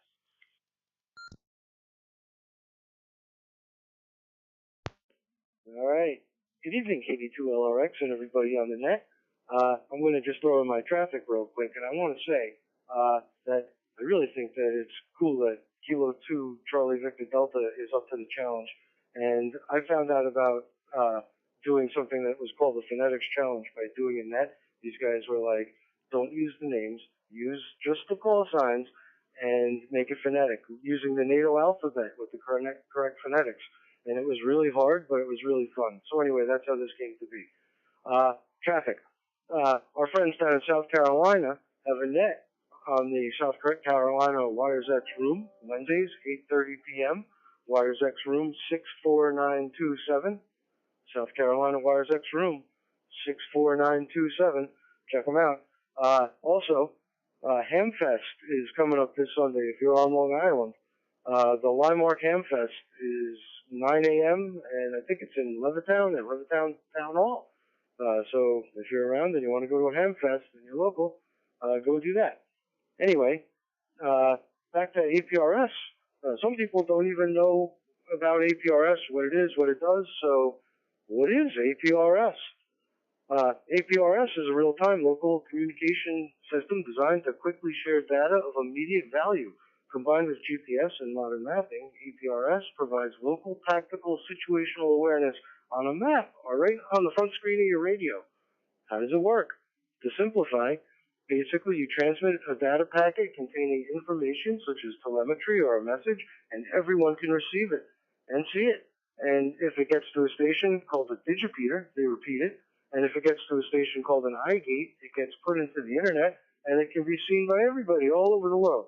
APRS uses the AX25 protocol on 144.39 megahertz in North America, and it can function with or independent of the internet. How am I doing on time? Let me let it drop. All right, now I'm going to have to take note of for 30 minutes. So, what can you do with APRS? You may have heard of people using APRS to track their vehicle's position. It works for that, but it's capable of so much more. If you're new to an area, you may find packets from objects like computers that contain frequency and tone settings that can be programmed with the push of a button while you're driving. You might find that to participate in or maybe get telemetry data in a talking channel for a local handfest. Hint, Sunday, Landmark handfest. APRs can help you find contacts by using what's called voice alert. Voice alert works by programming a channel in your radio to send and receive a tone of 100 along with your packet. Now set the radio to beeping every minute or two and keep the volume turned up because the digital repeats only the packet without the tone. Other voice alert stations only hear your packet when within simplex range. When monitoring voice alert, when you hear the brap of somebody else's packet, you're within simplex range of their radio. At that point, check the packet, see if it includes frequency information to QSY to. If the packet did not include a frequency to QSY to, and you decide that you want to attempt to make contact, number one, make it short. Number two, include the words voice alert so it'll be clear to the other station that you're on 144.39, the packet channel. Immediately, QSY for QSO. Don't hang out and have a QSO on 144.39. Here's an example of what a quick short contact on packet frequency would sound like. Voice alert, QSY 146.52, EC2 LRX. And I did it on purpose without the phonetics because I'm reading it quick. APRS can even message with other APRS stations directly. Wait, you don't have an APRS capable radio? You can easily make an audio cable for a Bofang and connect it to a smartphone or a tablet. Then you can use an app like APRS Droid on that device to communicate as a terminal node controller via Fox on the radio. Connect it all to Wi-Fi or your cellular network for data, and bingo, you've got a $30 APRS ID. With a setup like this, you can also download maps for offline use. Packets received with the radio will populate a map so you can see what's around you. And that'll work even when you're offline and not on the internet. It'll pick them up, put them on the map for you. With APRS, you can also send and receive emails using APRS. Oop, I didn't make something up there. What did I go? I know that I was at the end of my thing there. With APRS, you can send and receive SMS messages to and from smartphones with SMS GTE. There's even a way to send and receive short emails with an APRS interface to WinLink, which is called APRS Link. And check out aprs.org, like Joe said. I know it's a little long-winded, but opening up, if you want to go tell people about APRS and all the things that it's all from, you can't do it quickly without opening Pandora's box. And Alpha Charlie 2 Alpha Echo and myself, we really try to keep it short. Anyway, KD2 LRX, K2 ACT. Get it again. Kilo Delta 2 Lima Romeo X-ray, Kilo 2 Alpha Charlie Delta.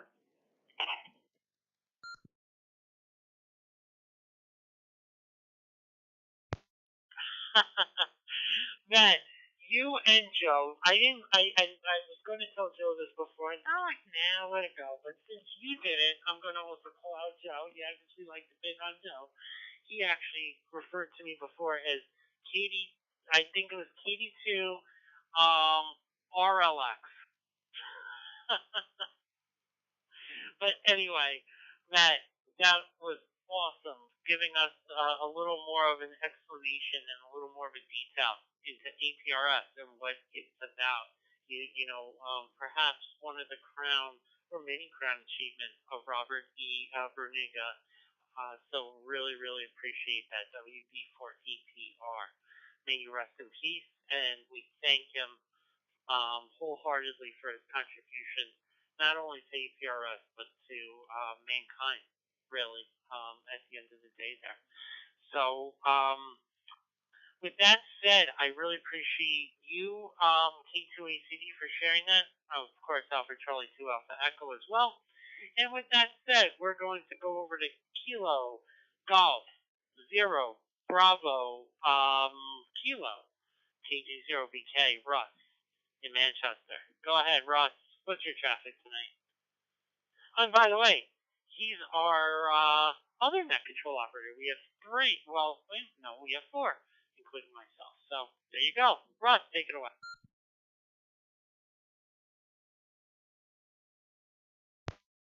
Wow, what hard acts to follow. I just had a little quick traffic, and then because I knew what the question was for tonight, but I'm gonna get it all together, and then I'm gonna have to leave. So I won't try to be as long as everybody else, but that was awesome, Matt. You were absolutely awesome. Nice job on explaining APRS, and Joe with your thing for Bob Brunica. Well, on the Bob Brunica thing, Joe didn't want me to mention. We were talking on the phone the other night. I got in contact with him. This packet radio and APRS were kind of starting up at the same time. The difference was that packet radio was a store and forward type thing. And probably hardly anybody on here remembers what the old BBS systems were. You know, when you had dial-up, you could call into a phone number, and that would hook you up to the internet, which would hook you up to whatever BBS system you wanted to go to, and you could leave messages, you could download files, pictures, whatever. Packet radio kind of did the same thing, and I was having a hard time with it. And all of a sudden, Bob gets a hold of me, and he sees some of my messages I've been sending out to people, and he got me set up with it. And what are you running? I said, well, I'm running a Commodore 64 right now. It's a spare one I have, but he said, well, yeah, excellent. He says, order that little board from AES. That's Amateur Electronics Supply, which they don't have around anymore. But he says, they've got a nice little board, about $50, plugs right into the back of that Commodore, and it'll transform your Commodore into the IBM, which basically I found out was their uppercase letters is Commodore's lowercase letters, and vice versa. So we did that, and I had an antenna up high enough that I could get out 90 miles easy and receive probably farther than that. But so I put up a BBS system, and I'd have about it depended on the day, but anywhere from 400 to 600 messages that would go through me.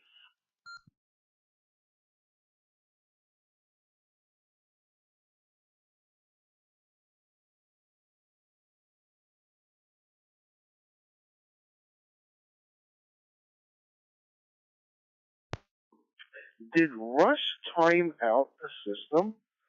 Oh, I think Russ has got a demerit. KG0BK timed out the system.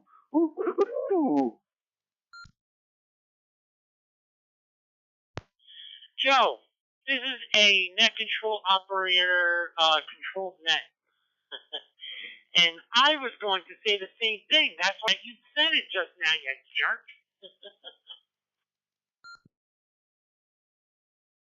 Oh wait, correction. That would be Kilo Golf 0 Bravo Kilo. He timed out the net. I think we should give him 50 lashes with a wet noodle.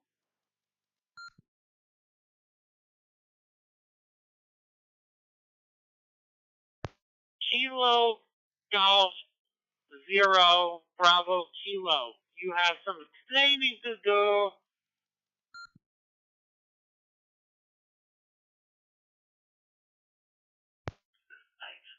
I glanced up earlier and said I have a minute left. I glanced up again and said, well, for our statistician, let him know that it's not official because I was at net control tonight. In fact, Jason, you did an awesome job on net control tonight. And I'm showing Joe's logger.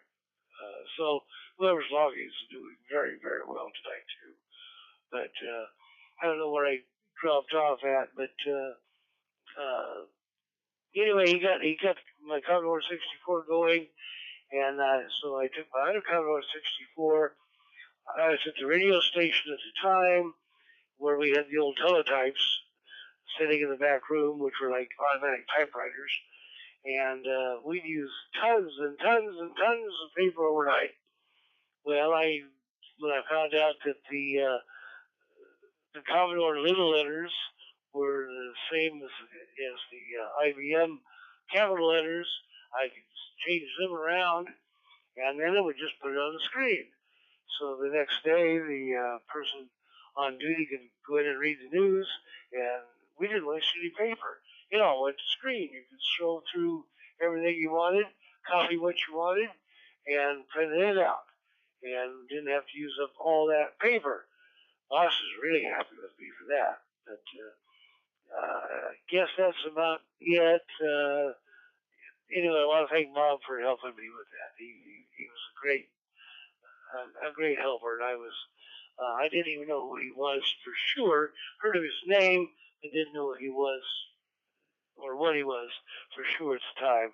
And this is back in the day, way back in the day. Other than that, the milk carton thing, yeah.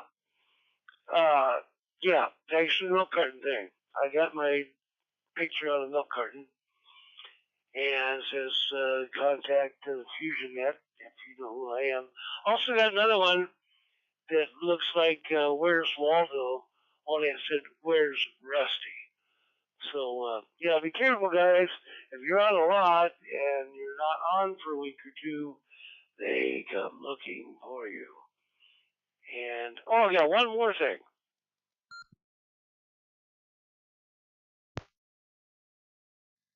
And this is kind of the funny thing of the night. And I wish I thought it was funny at the time. If I knew I was going to talk about it, I'd have got more information. But 2 or 3 days ago, there was a balloon spotted over somewhere over in California, I think in the Sacramento area. Anyway, they scrambled jets to find out what the heck it was. And it was up around 24,000 feet. And so they scrambled these jets to go up and see what this thing was. Well, as they get closer to it, it was a silver balloon. I don't know if it was put up by our radio guy or not. It wasn't one of ours because it wasn't rusty.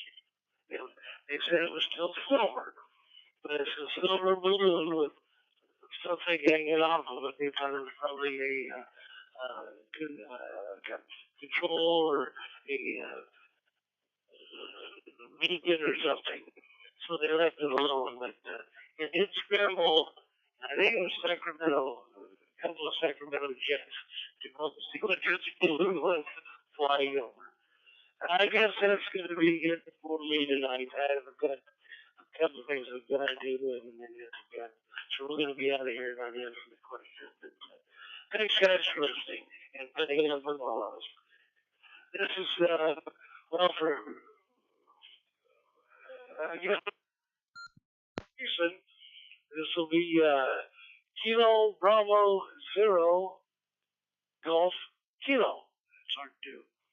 But for everybody else, it's Kilo Golf 0 Bravo Kilo or the Burger King. comment.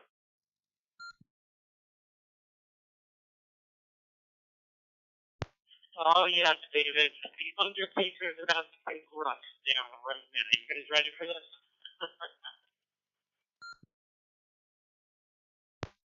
November 7, Mike Kilo Yankee, your pilot speaking. Kilo Golf Zero, Bravo Kilo, is your address correct on QRZ?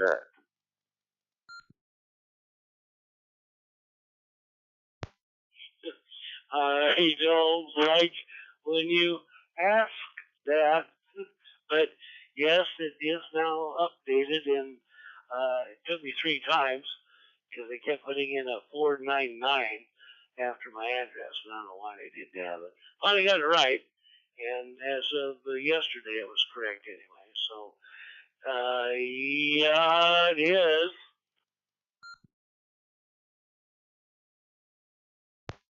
Alrighty then. You are the proud winner of a surprise that will be coming to you from Amazon. Be on the lookout. Everyone's got one, but me. N7MKY, November 7th, Mike Kilo Yankee. Back to net control.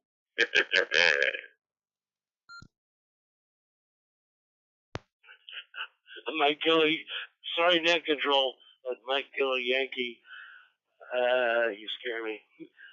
Don't want to go flying with you, but thanks for the offer. Kilo Golf Zero Bravo Kilo, back to net control.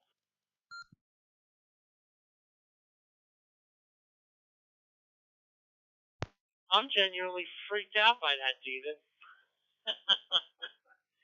All right, thank you very much. Good both of you. All right, moving down the list, we got KK7AYJ. Cigarette Net in Boise, Idaho. 27 degrees in Boise. Kilo 7 Alpha Yankee Juliet, I should say. What's your traffic tonight? I have a feeling you might have a joke for us.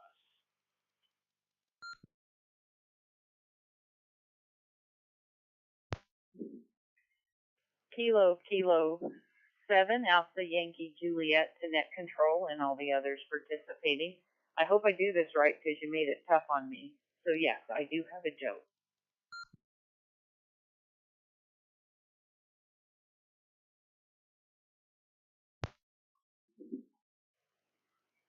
So, Kilo Delta 2, Lima Romeo X-ray, and Alpha Charlie 2, Alpha Echo, New York ham operators, and founders of the FusionNet were standing at the base of a flagpole, looking and trying to figure out the best way to make a 20 meters stealth vertical out of it.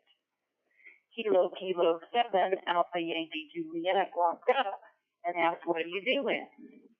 "We're supposed to be finding the height of the flagpole," says Kilo Delta 2 Lima Romeo X-ray, "but we don't have a ladder." Cigarette Annette took a wrench from her purse, loosened the bolt, and laid the flagpole down. She then took a tape measure from her pocket, measured and announced it's 18 feet 6 inches, and walked away. Alpha Charlie 2 Alpha Echo shook his head and laughed. "Ain't that just like a woman? We ask her the height and she gives us the length."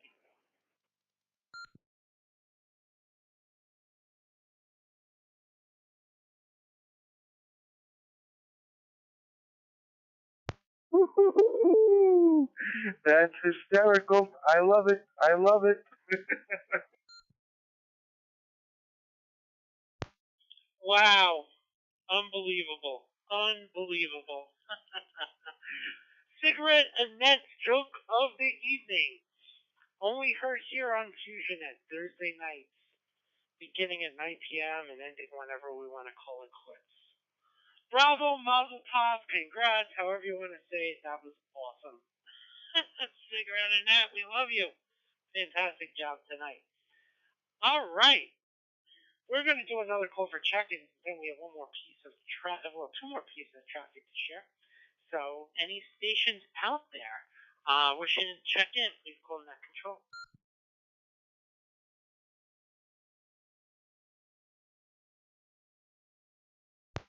Correct. One moment, Toby. Just one moment, please. Any stations first? Wish you to check in.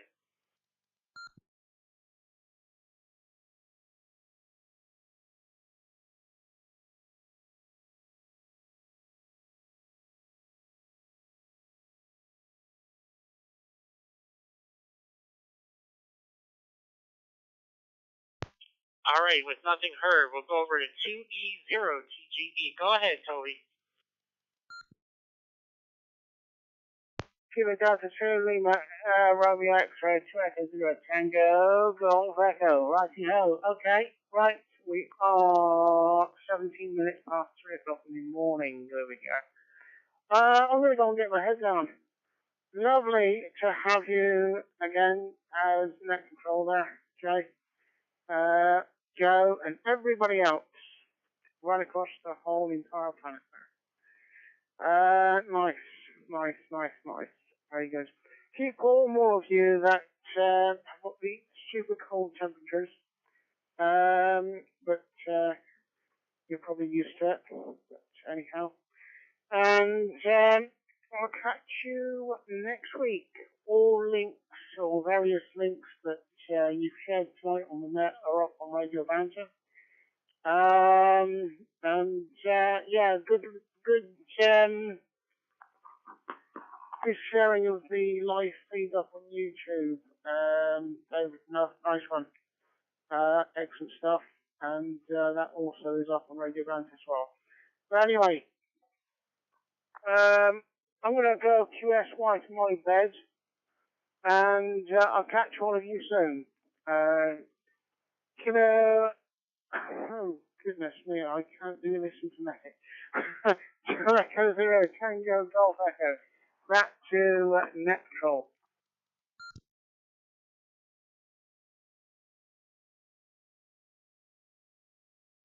Toby, we are so honored that you joined us to this net. We're happy that you are back, my friend. We are so happy about that. You get some good rest. You enjoy your sleep.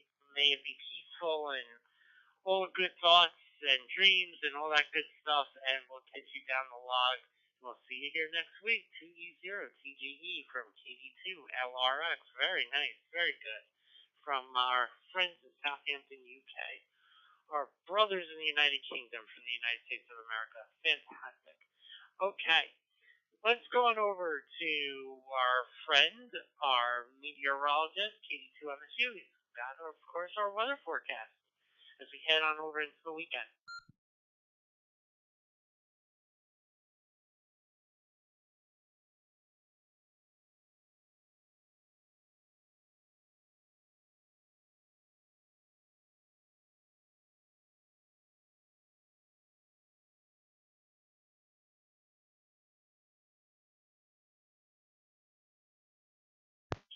KD2 MSU, are you still with us, Howie? You still there?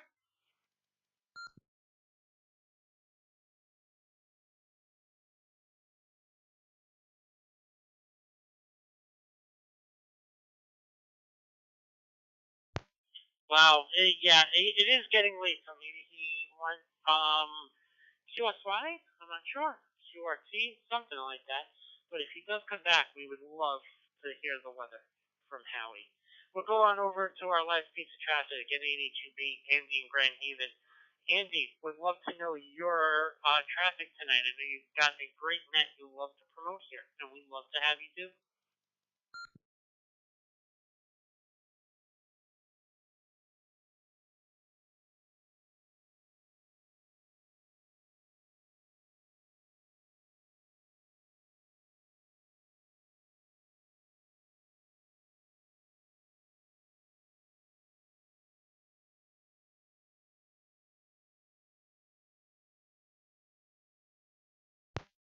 Are you still with us on 82B from KD2 LRX?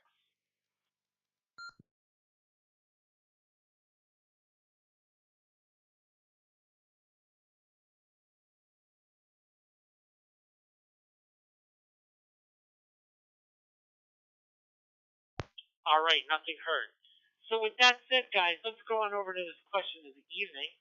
And, guys, as Joe mentioned, retired U.S. Naval Academy senior research engineer Robert Baringa, also known as Amateur Extra, WB4 APR, has become a silent T. He is and was the inventor of APRS and the author of many books and articles on APRS. He also had many YouTube video tutorials, and he passed, unfortunately and sadly, on February 7th in Glen Burnie, Maryland. He succumbed to cancer and the effects of COVID-19, as we know. And with that said, we have a wonderful question on tonight's net. It's a three-part question for all of you from Matt, Kilo 2, Alpha, Charlie Delta, our good friend, the Fusion Ambassador. Question number 1, do you use APRS? Question number 2, how do you use it? And question number 3, what do you use it for? We're going to go to the top of the net, or the top of the list, and go to T2NDX for tonight's answer.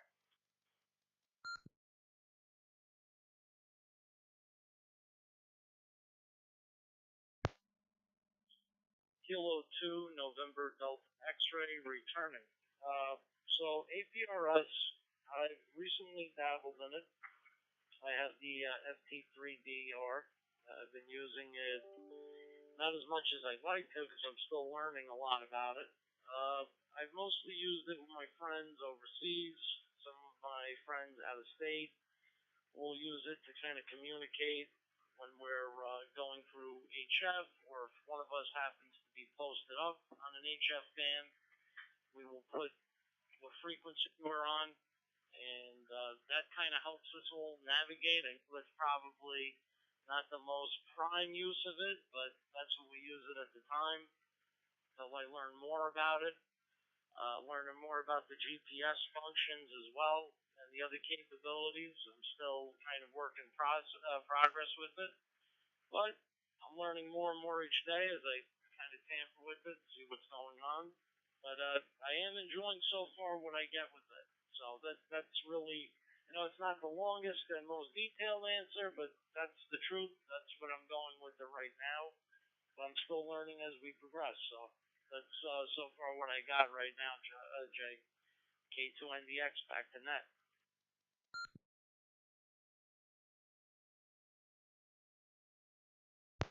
K2NDX, I love the answer, especially the end part of your answer tonight. That you're still learning, it's still a work in progress, and you want to know something? That's the deal with it all, man. It's all learning experience and all about new discoveries, They may or may not be new to the world, but they are new to you. So keep exploring, buddy, and thank you so much, K2NDX. We'll go over to T2HZE and find out, do you use APRS? If so, how do you use it? And if you do use it, what do you use it for? What do you have to say, Tom, from TD2LRX?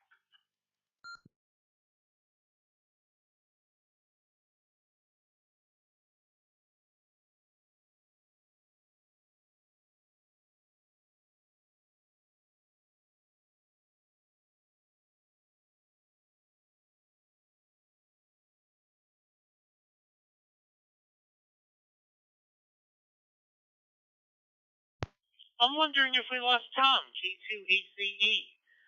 Tom, are you still with us?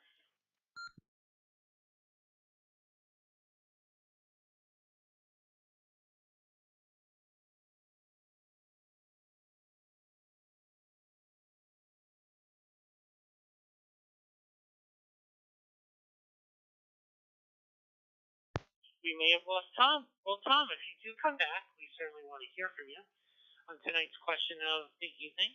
We know that Toby 2E0TGE went QRT, he went to bed. So we're going to go over to David, N7MKY. David, do you use APRS? How do you use it if you do? And what do you use it for if you use it? From PD2LRX over to N7MKY.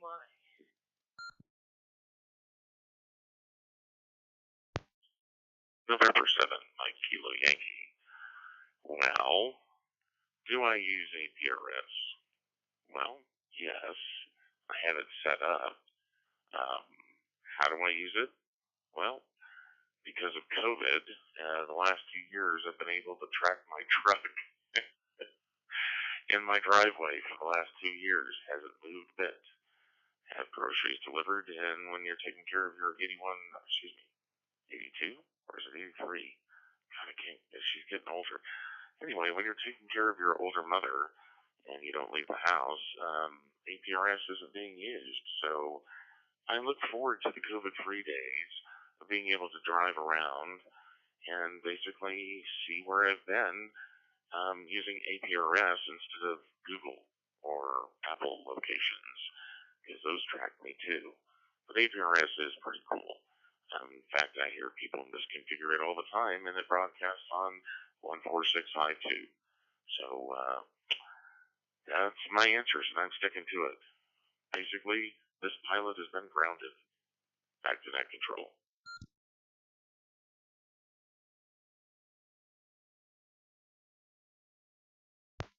All right, N7MKY. Well said.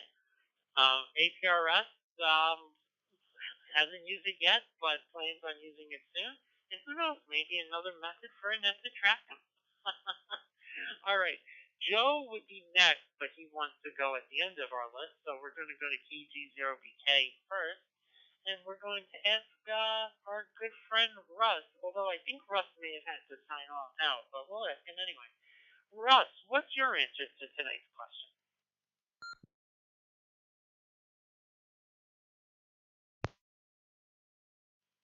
Well, Jason, I'm ready to sign off that I almost reaching over to shut the radio off.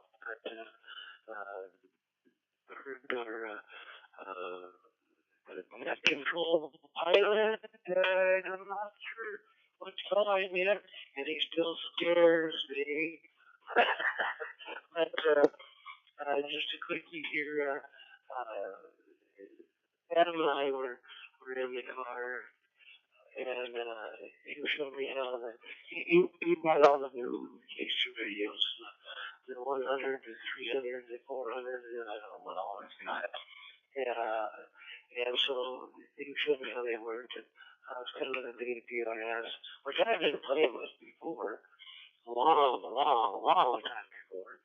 I didn't really know how everything worked. I've played with it before you could even put text on the end of an APRS message. It was just showing basically latitude, longitude, and your distance. This was before they even, the bottom even added the text message to it. But, so this guy was about 2 miles ahead of us. And I go, what there? So I switched over to old 14652, came a shot out, and got answers me. And I said, no, what are you at? He said, how'd you know where I was at? I don't get for sure, but I know you're real close to me. Couple miles maybe. He tells me that I've not got that good money. I think it was 147. I don't know why I remember that. It doesn't make any difference, but yeah, it's about 2 miles of difference. And I saw your APRS signal, so if you're doing APRS, you might have 5 in there. And sure enough, he did. And he was going to pull into the rest area, where he's about 30 miles ahead, so I said, well, we can guys, we might take a break later. So yeah, he pulled in, we looked around him, and there he was. I had to make the sign on the back of his car. I listened to 146.52. And so we had a nice little chat. So it was a fun time using it. It really was. There's some other stories, but yeah, that's one of the big ones. This is Kilogram 0, Bravo Kilo.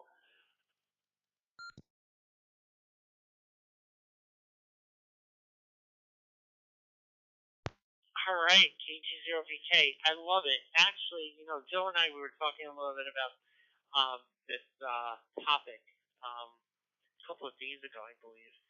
And I forgot to bring it up to Joe, but I had like an eerie feeling that somehow you would know or be connected to Bob or Robert.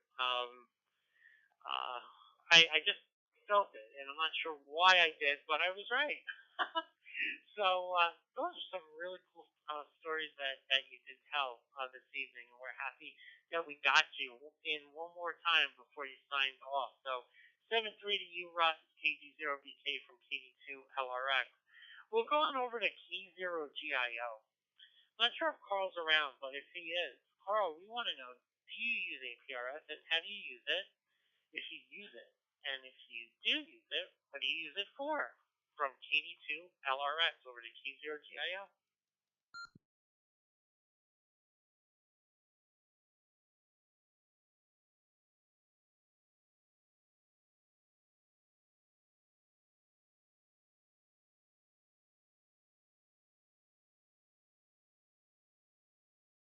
All right, Carl usually is in and out, so he might just be listening. If he does want to come back, he's more than welcome to. In the meantime, we'll go to N5DWR, Dennis and Spring. We'd love to know your answer to tonight's question, sir.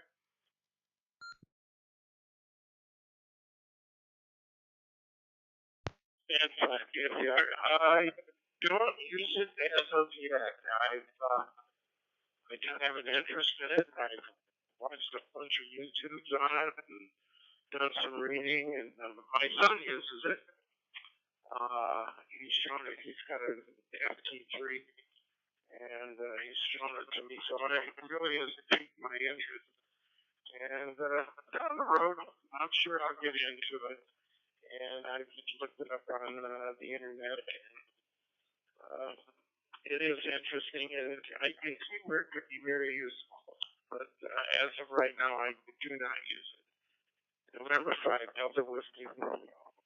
Back to Ned.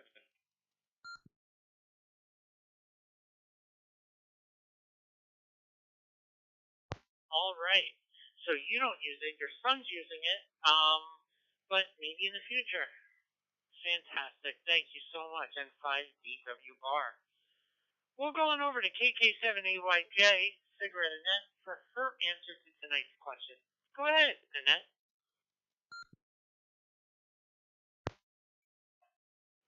KK7AYJ, I have not used it. It's something that David has on the list of fun things to learn later. But at this time, I've read about it, but I have not used it.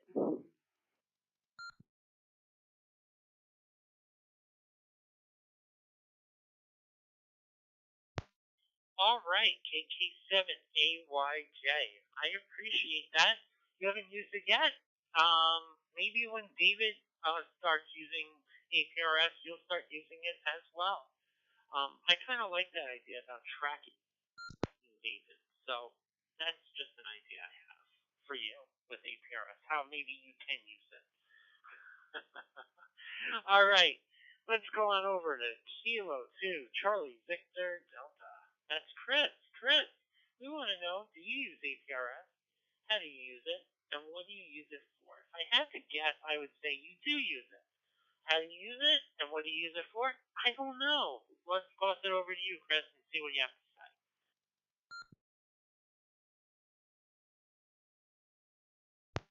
Well, thank you, Jason. I'm sorry to disappoint you, but since we gave up our cars and we live here on the Upper West Side now, and we've been pretty much sequestering in place, as they say, for the last 2 years, I haven't really used it. I'd like to learn about it, but I am fascinated by the GPS function of the radios, and I just learned something very interesting last year. I was at the Promenade in Brooklyn Heights, and I was trying to connect actually to the KC2RC repeater, which I think I got into, and I learned that that's directly due south of where I live, which I never would have guessed. And then also about 2 years ago, when I was setting up a radio, I mistakenly put in a wrong GPS coordinate, and I found out that I am directly due south of a very important park in northern Canada. So GPS has been a lot of fun, but I'm still learning about APRS. Kilo 2, Charlie Victor Delta, back to net control.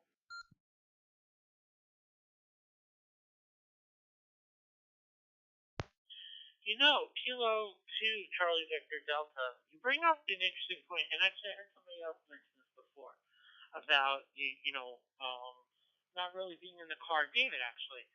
And so you haven't really been able to play around with APRS. Interesting thing, we have somebody, a member of FusionNet, Axel, who is often riding his bike or walking around Brooklyn, and he uses APRS a lot on, I think it's his FT2 or FT3.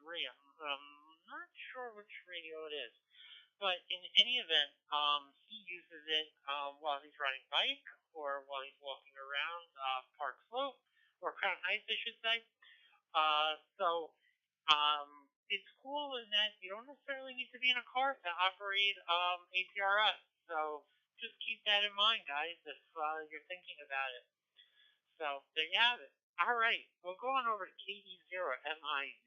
That's Robert in Wellington, Colorado. Robert, want to know, do you use APRS? How do you use it, and what do you use it for if you use it?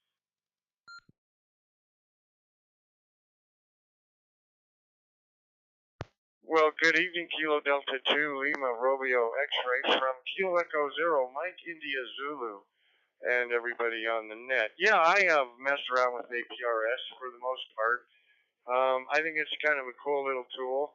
During our weather nets out here in the high plains of Colorado, we have several individuals who transmit their GPS and APRS coordinates to the local repeater or the repeater, and then it transmits out, and everybody can follow along on the web. So that's kind of how that's what I do. I follow along on the weather net, and I use an FTM 400 as a base station. I don't put it in my mobile anymore, so I don't follow myself.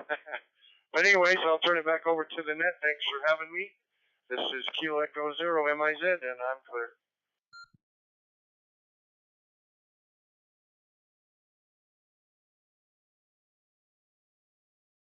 Well, that's certainly a very interesting application, using it during the weather net. Very, very cool stuff. Loving these answers tonight, guys. Thank you so much from Wellington, Colorado. We will go on over to Tripoleu, Wisconsin, where KD90 or KD9OHQ is standing by.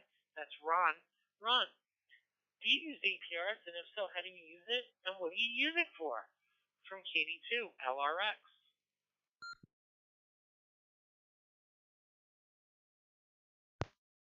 Kilo Delta 2, Lima Romeo X-Ray. This is Kilo Delta 9, Oscar Hotel Quebec, Ron in Trumbull, Wisconsin. I have several radios that are APRS capable. I just got my license at the end of 2019, so COVID came along, and I have not really had a need to do any traveling. And then I retired, so I have not yet set up APRS or tried to learn what it is all about. So that is my status with that system. It seems interesting, though, so something for the future. This is Kilo Delta 9, Oscar Hotel Quebec, back to net.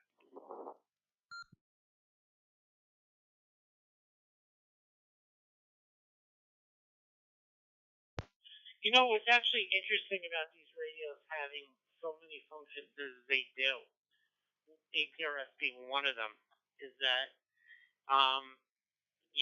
on any given day, if you're looking for something to do, you could just kind of dig in and be like, all right, well, this is another capability in my radio, aka APRS. Let me look into it. Let me just see what it does. Let me play around with it. Who knows? You might find something new to do with those radios you've had by your side for a very long time. Might be a cool little project, post retirement. So really, really cool stuff there. Thank you so much. Appreciate that.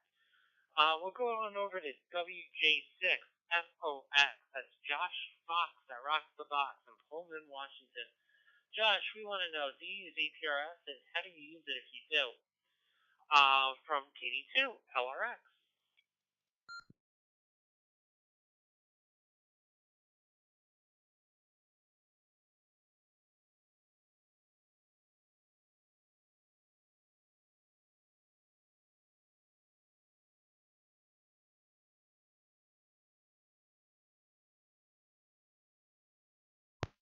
Josh, are you still with us? From KD2LRX. That's WJ6FOX.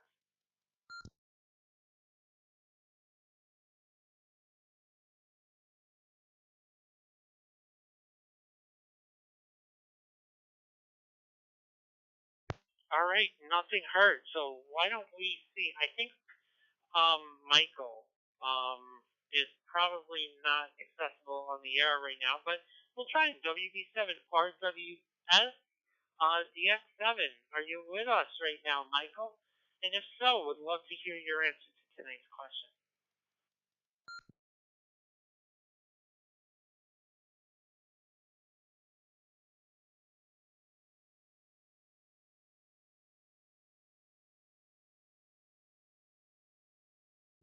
All right, nothing heard from Michael, so we will go on over to Angels Camp, California, G7L8N. Are you there? Would love to hear your answer to tonight's question.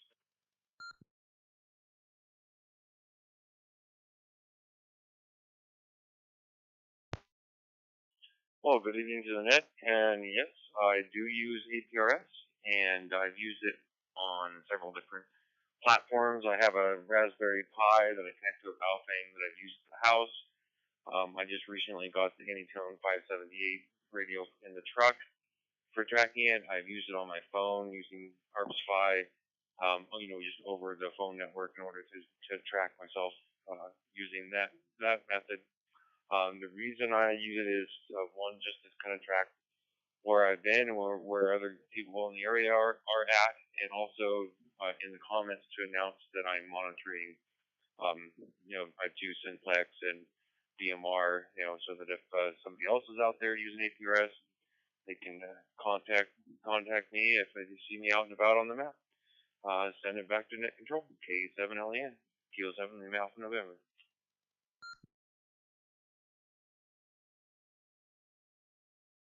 All right, fantastic answers tonight to track yourself and to show other people that you're out there on the net so that you could be tracked. Fantastic. All right. KD2MSU, I'm not sure if he's with us right now. Howie, are you still with us or did you sign off?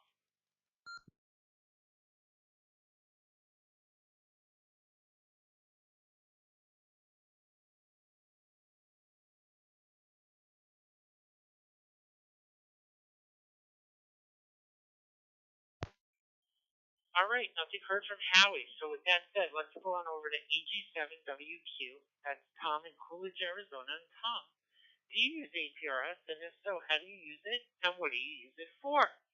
From KD2LRS, tossing it to EG7WQ.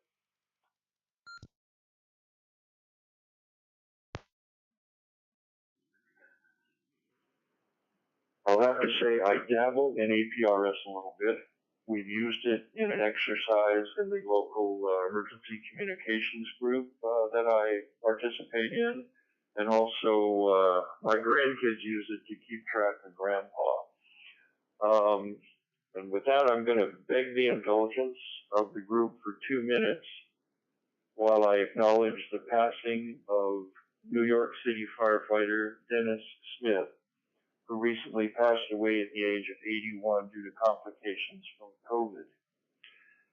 Dennis was a New York City firefighter from 1963 to 1981, and during a substantial portion of that time, he worked at Engine Company 82, located on Intervale Avenue, 1213 Intervale Avenue in the Bronx, which is close to East 169th Street. At that time, Engine Company 82 was the busiest company in the country and perhaps in the world. And while he was there, he published the first of 16 books that he wrote. The first book was called Report from Engine Company 82, and it chronicled the activities of the firefighters that he worked with out of that busiest fire station.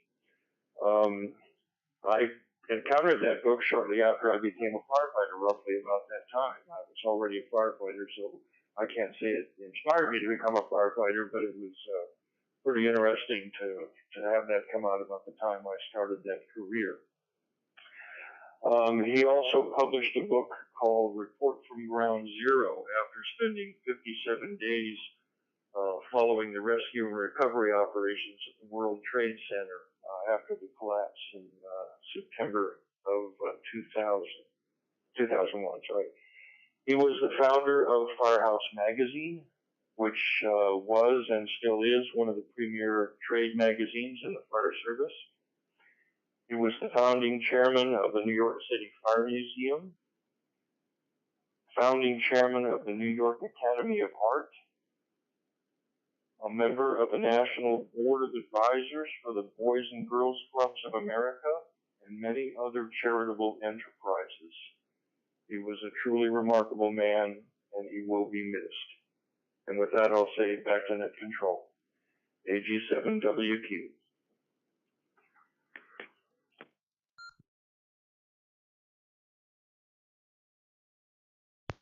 AG7WQ. Let's have a moment of silence for that fine gentleman, as well as Robert Berniga right now. Two amazing and incredible lives. Let's do a 1 minute moment of silence.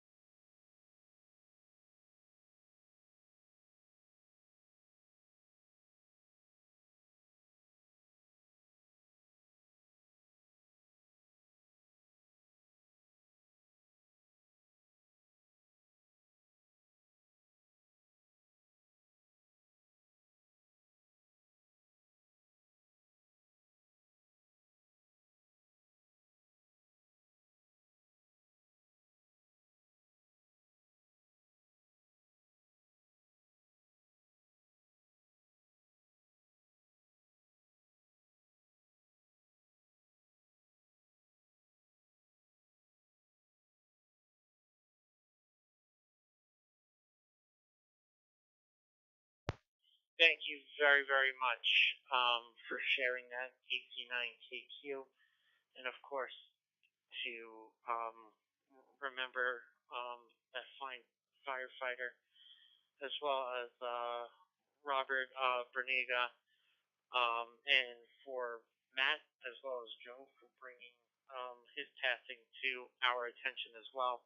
We salute those fine gentlemen who have forever changed the world for the better in these uncertain times. That is remarkable, and we thank them.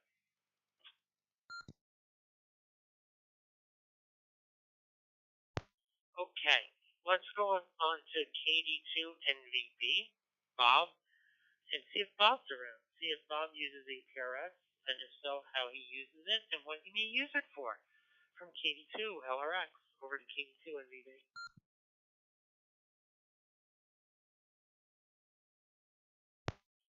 K2LRX, this is K2NVB. Actually, no, I've never used it. I don't really know much about it, just when I hear people like, you guys talking about it, and I just don't use it. So, maybe I will. I do have a radio that can do that. I mean, I have my 2D here, so maybe I'll get into it. But I have an interesting little note. I didn't know much about Bob Bruninga, but it's interesting that he's from Glen Burnie, which is literally about 4 or 5 miles down the highway from where I'm from, which is an area, this little town called Severna Park, Maryland. This is on Maryland Route 2 between Annapolis and Baltimore. And that just piqued my interest. And of course, my dad taught at the Naval Academy for a couple of years in the 60s, just briefly. But my parents were in that area. One of my sisters is still there. My parents passed away, but they were both there. And I still know a lot of people in that area. So that was interesting. That's just my own little personal note. But yeah, so I'm reading about the same thing Joe read on the air. I'm reading it right now on the ARRL page. So that's what I have. So I'm listening, learning. Back to net.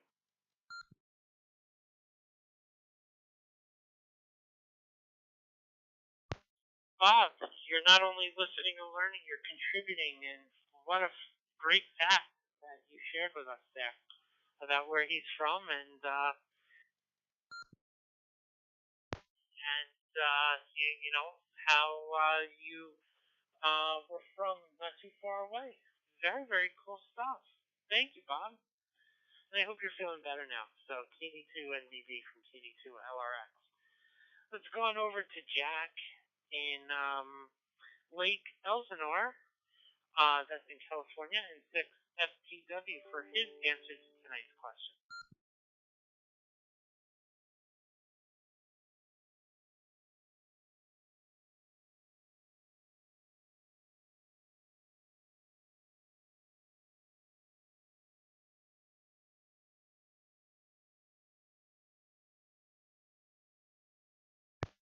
Nothing heard. So let's go on over to French Lick, Indiana, where AC9KQ is standing by. Would love to hear your answer tonight, Dennis.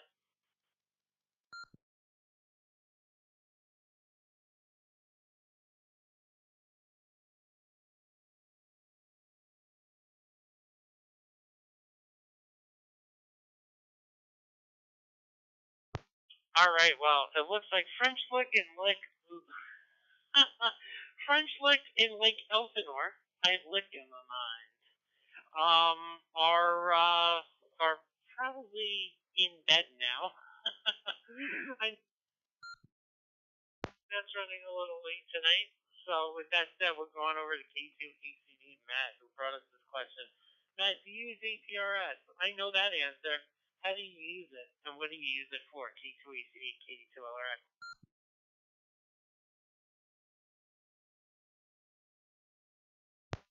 Alright, Kilo Delta 2, Lima Romeo X-Ray, and everybody on the net. I just want to say that I looked it up, actually, to make sure I was going to say the right thing here. But there was a book that this guy, Dennis Smith, wrote that was called Report from Ground Zero.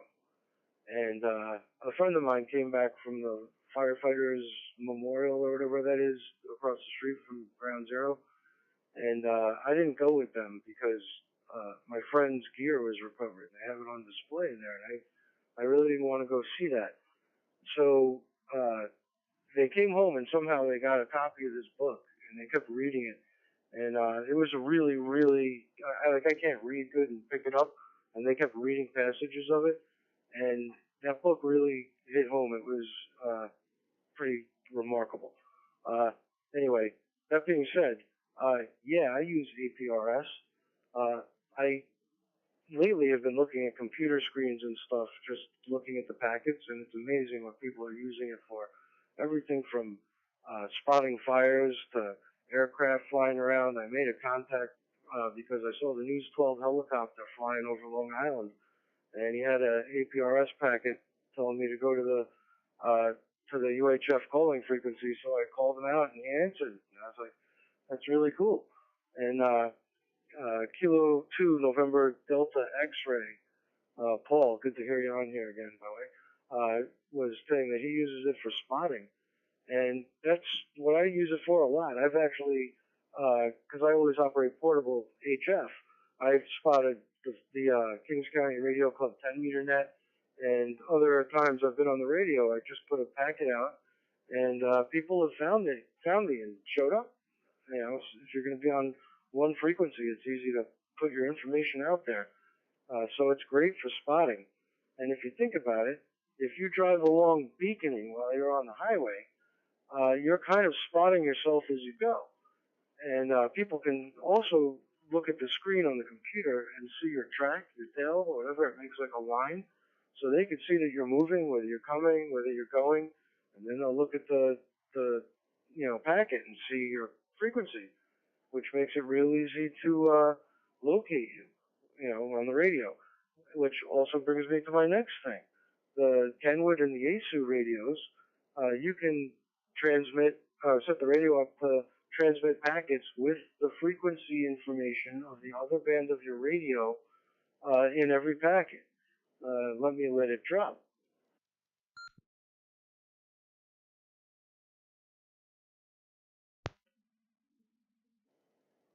All right, so if you're driving along and you're shooting out packets with your frequency information programmed correctly, when somebody sees it, all they got to do is literally put the other side of their radio into VFO mode, open up the packet, and hit one button, that little QSY button. It'll program the other side of your radio.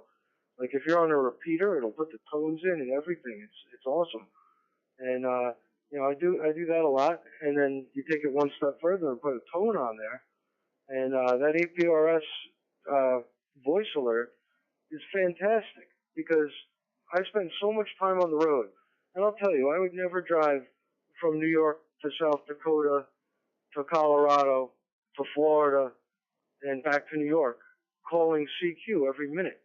But if you think about it, if your radio is putting out a beacon and you've got that tone of 100 on there, so only other APRS users using voice alert hear that beacon, you're essentially putting out a CQ every 60 seconds if that's how often you're beaconing. And yeah, it's incredible. It works great. And let me tell you a real quick contact that I made just because I think it's of interest here. I was driving down to Florida. I'm not sure exactly where I was. And some guy popped on and said QSY over to 146.52. And I was already on there. So I put my call out on 5.2.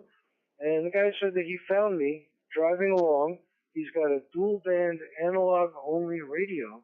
And he's got one frequency programmed with 144.39 to send and receive a tone of 100. And he listens for APRS voice alert people just to make contact. And he's not even running APRS.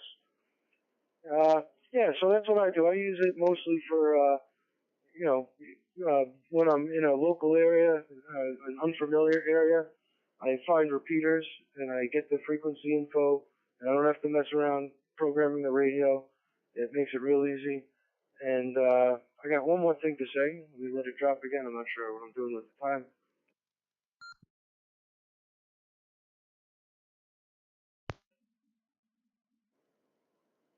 Yeah, so that's where APRS shines for me, is when I go somewhere and I don't know what's going on in that area. It really makes it easy to find and program repeaters into the radio when you're mobile.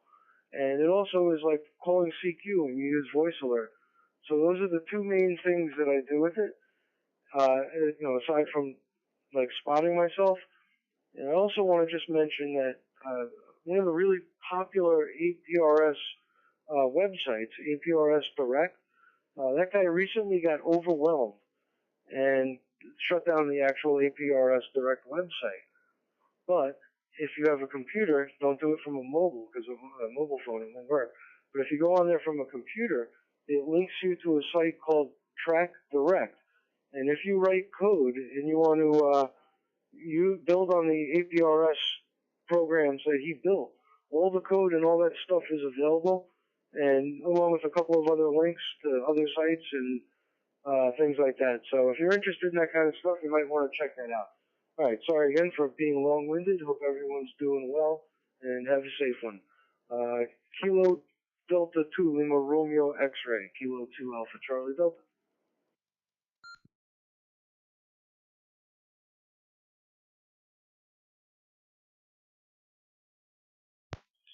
Well, let me tell you something about Matt. For as long as I've known Matt, and that's been a very long time, almost a decade now, the guy is a dynamo when it comes to APRS. There's no. Okay, good. But I was, not longer. It would have been my fault. But in any event, that is kind of like the OG when it comes to APRS. And, I'm going to say this, and that may disagree with me, but I don't care. If you have a question about APRS, he's the guy to ask. He is a wealth of knowledge when it comes to APRS, no question about it. So, thank you so much, Matt. Appreciate it. You wow me with your knowledge of that tool every single day I talk to you. And thank you for bringing this phenomenal question to tonight's net and for sharing about the passing of Robert Bernina. Really appreciate your contributions in every net, but in particular this one. This is big, and we really, really appreciate you for everything Joe, myself, David, Russ, you know, everyone's here constant. Thanks, sir. All right, we'll go on over to you on the South Shore of Long Island, New York. Actually, we'll stay at the South Shore, so that's on Long Beach. We'll go on over to 2E and 2EGQ. And Fred answered tonight's question.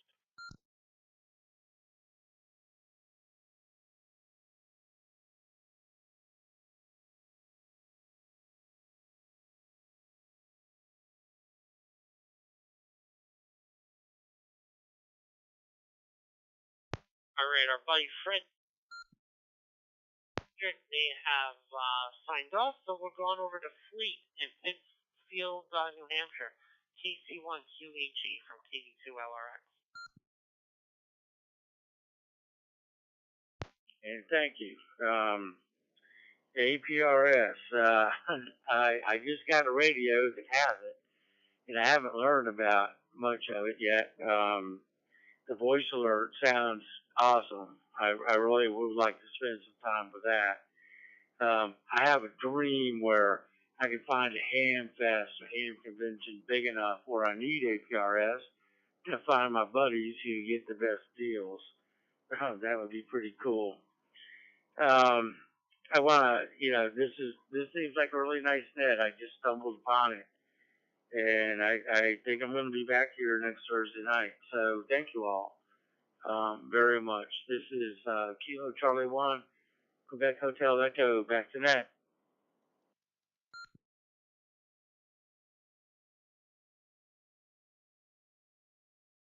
All right, very good. We're glad to have you here. Very glad to have you here, Fleet. Thank you very much. KC1QHE. All right. And don't forget, Fleet and everyone else, if you check in 10 consecutive times, you are an official member of FusionNet, which means that you will have exclusive access to the FusionNet.org. Just something to keep in mind. Totally free, by the way. We'll go on over to Paul, KC1HHK from KD2LRX, to get his answer to tonight's question.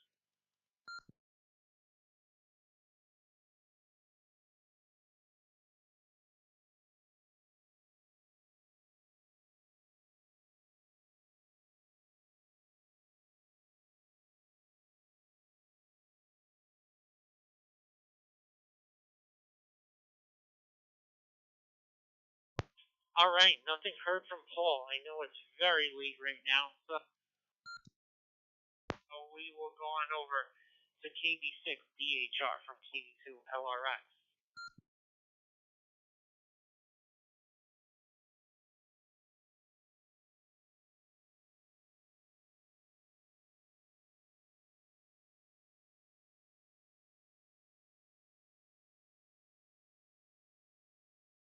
All right, I guess nothing heard from KB6DHR. Wait a minute. Am I on the right one? KC1HHK, KB6DHR, was not there, so we'll go on over to K7XYG. Cody in Glendale, Arizona. Cody, do you use APRS? If so, how do you use it, and what do you use it for from KD2LRX?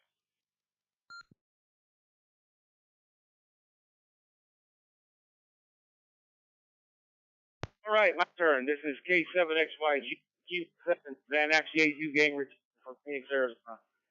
Yes, I use APRS. Since I got a few Asian radios, I learned how to use it.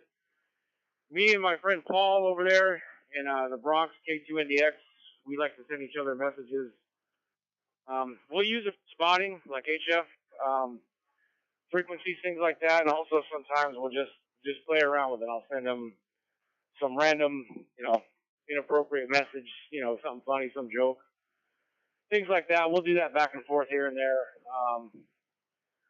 I also use it. I travel a bunch for work. I'm all over the place, so I'll send beacons out just to see if anybody's on the radio. I'll send it out and say, hey, K7XYG monitoring, whether it's 520 or if I'm monitoring on the hotspot or whatever it is, just to see if anybody's out there. So it's useful. It's a lot of fun. I'm sure there's more practical uses for it, but for me, it's a lot of fun. I think it's really cool. yeah, and too bad about the inventor of it that ended up passing. I guess we'll keep his legacy on. K7XYG, back to net.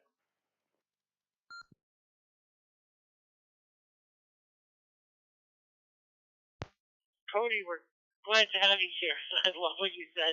You sent inappropriate messages for Paul. That is awesome.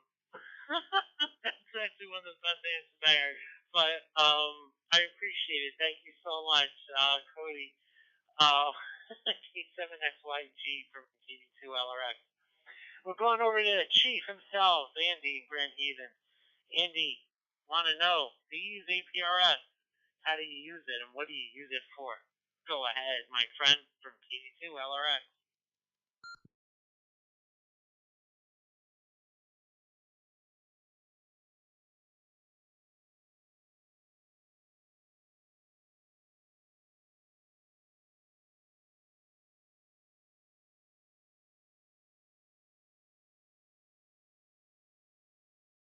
Is the chief still there? Andy, are you with us, sir?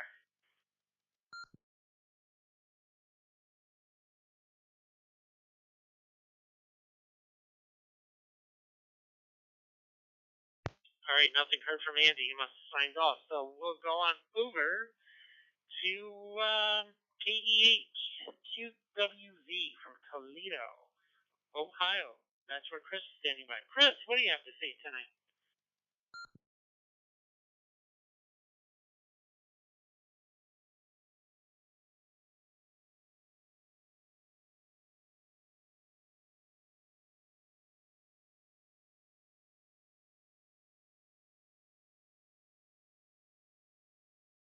All right. Chris may have signed off too, so we'll go on over to KG2 Live, David Tallahassee. Dave, are you still with us? If so, do you use APRS? How do you use it, and what do you use it for from KG2? All right.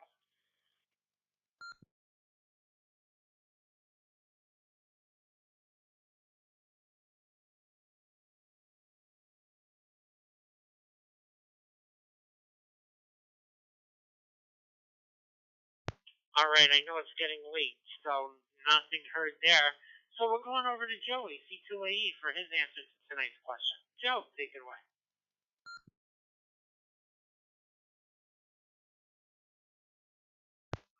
All right. We have so many awesome answers out there tonight.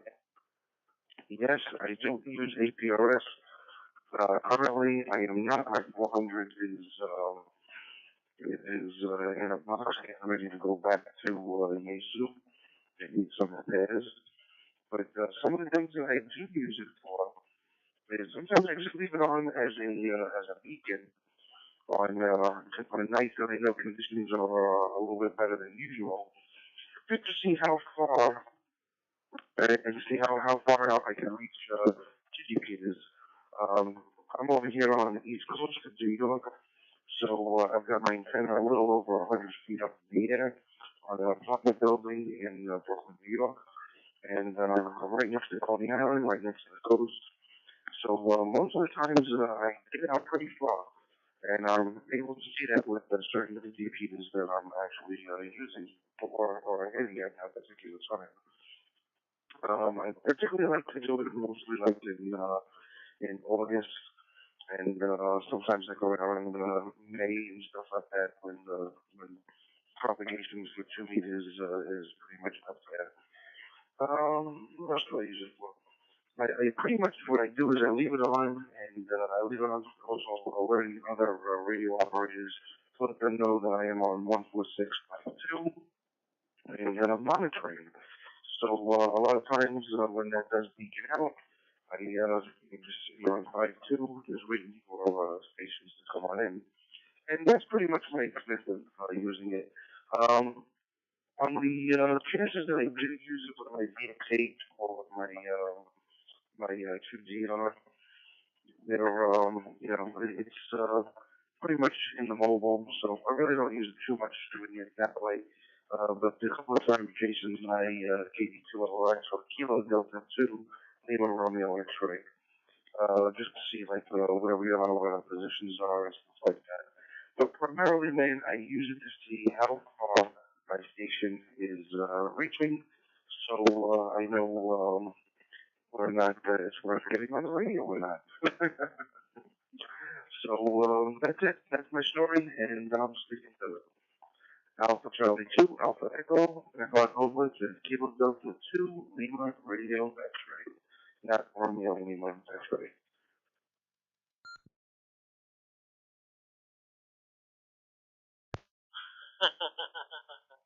All right, Joe. Thank you very much. Appreciate it. Great answers. Yes. And that sort of aligns with, I guess, my turn.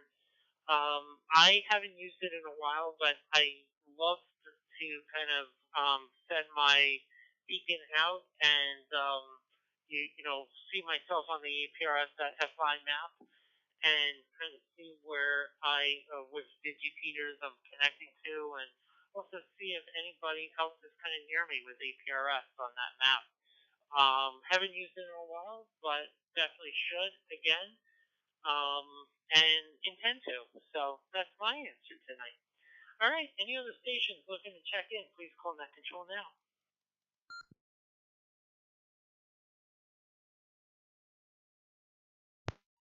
Yeah, this is KE7 GWB in El Reno, Oklahoma.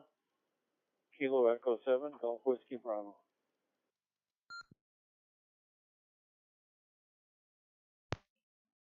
Kilo 2 Alpha Charlie Delta with a comment. Sure, Matt, hold it just right there for 1 second. KE7 GWB. John, welcome aboard now, Reno, Oklahoma. Want to know if you want to answer tonight's question, which of course is, do you use APRS? If so, how do you use it and what do you use it for? Yeah, right now I've got it on my mobile unit on car. I use it just because it's pretty cool. I think it's an amazing technology that we have. When I go down to visit with my son and my grandkids next month, I'll probably give them a link so they can track me on my. Other than that, not much use. We've got Oklahoma City Memorial Marathon coming up in April. I've been trying to bring it up with them. I think it could be real useful for all the radios we've got out in the city that are monitoring them.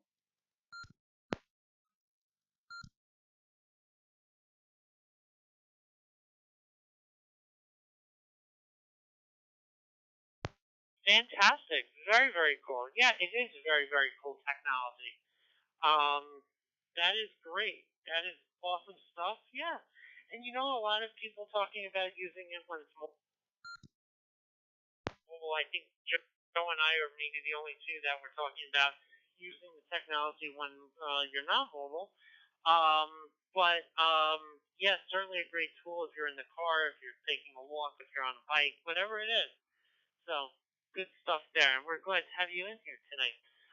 Matt, take it away, K2ACD.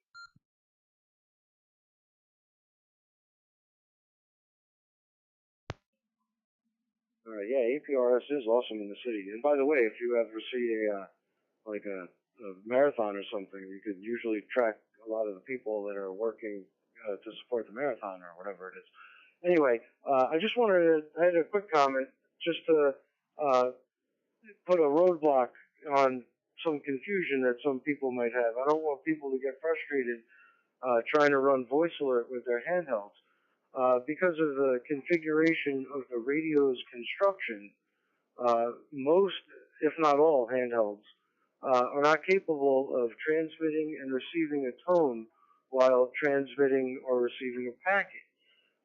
It just doesn't work that way. All the mobile rigs that I know of that do APRS are capable of sending and receiving a tone at the same time they're sending the packet. But like I said, due to the configuration of the radio, like if you have an FT3 or I don't know if they change it on an FT5, if you have an FT2 or an FT3, you won't be able to run voice alert with your APRS packet. I just wanted to give everybody a heads up on that to avoid frustration. Kilo 2 Alpha Charlie Delta, back over to KD2LRX, Net Control. Oh, here I go again.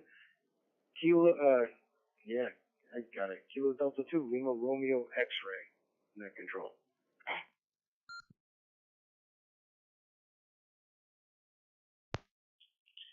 All right. Thank you very much. Matt, I really, really appreciate that. Anybody else have any comments or questions before we wrap things up tonight?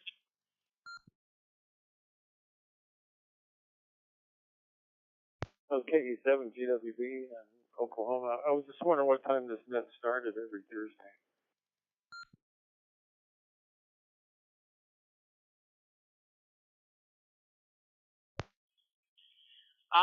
Yeah. Joe, do you want to field that one for us?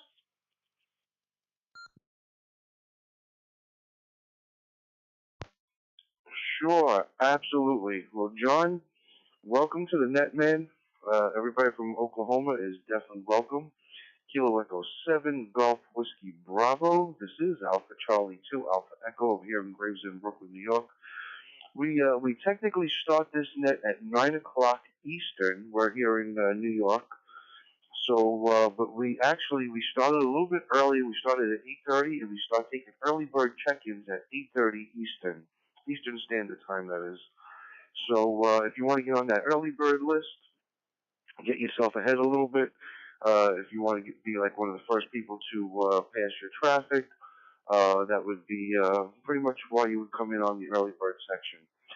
First portion of this net is there's kind of like three sections of the net. We do the early bird check-ins where we goof off a little bit.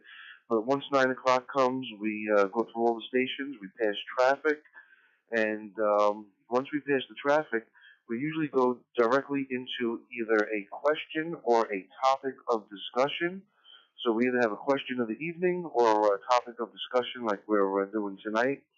And we used to be every other week, but now it's every third week when I particularly host this net. We have a Fusion Trivia net, where we put everybody's knowledge to the test, and it's usually ham radio related, but these guys have been catching on to my game, so I've been throwing it up a little bit. A couple of weeks ago, we had a food trivia net, and we had a astrology. Did I say astrology? Astronomy trivia net. So we just do anything and everything to have some fun out there. So if you want to, you can also contact us through fusion@thefusionnet.org, fusion@thefusionnet.org, and you can always make a suggestion of either a topic of discussion, trivia questions you'd like to hear, or even a question of the evening. And we'll go with that because this net is all about everybody having fun, and this net is definitely for you guys out here. So we just want to make sure that we're covering topics that you guys really want to discuss, and this is how we pretty much keep it alive. So, and also, let me see if I have time. Oh yeah, I got 30. You know what? Let me let this drop. John, we are also just starting a new thing out here. If you check in 10 times in a row without missing a week, then you will become a lifetime member of the FusionNet at no cost to you, and it'll give you access to exclusive content to our website, which is thefusionnet.org, thefusionnet.org. And right now we've got it opened up to everybody, but as of March, which is coming real soon, we're going to be closing up some of the areas of the FusionNet. So we have some nice topics of interest that are on the FusionNet. We usually do weekly check-ins, how many people check in, where they check in from. We do have the weather up there. We do also do the hottest and coldest temperature. So if you can glance really quick at a thermometer and see what your local outside temperature is, you may either get the Snow Miser Award or the Heat Miser Award. So we always go to the hottest and coldest temperature. Let's see. Am I missing anything? I don't think that's it. I think I covered it all. So John, I am AC2AE. My name is Joe, and welcome to the FusionNet. And even if you don't hear us, man, you can use this FusionNet as much as you want, as long as you want. You and all your friends are more than welcome to come here and just chit-chat anytime you like. We try and keep it open for everybody. It's open 24/7. We're also linked up to the XLX network, which is XLX 369 Alpha. So if you want to come in through DMR, D-Star, YSF, you can. If you're using a hotspot, we also have the QuadNet, which our talk group on the QuadNet for the DMR link is Gray69. So just use it and have a lot of fun, my friend. And welcome again to the FusionNet, man. Alpha Charlie 2, Alpha Echo. Back on over to Net Control.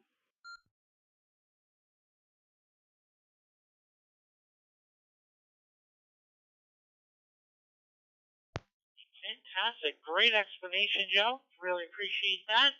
And hopefully that answered all of your questions tonight, John.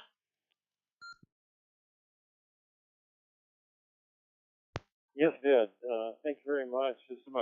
I was just noodling around on Wires X on this radio. I've got a 991 and bumped into it. I think it's pretty cool. I look forward to attending more of the meetings, gaining some knowledge from you guys. I'm studying for my general exam right now, so I've been anytime I feel normally sane, I try to do that. But man, I just love talking on the radio, especially to people all over the country. I think it's the neatest thing ever.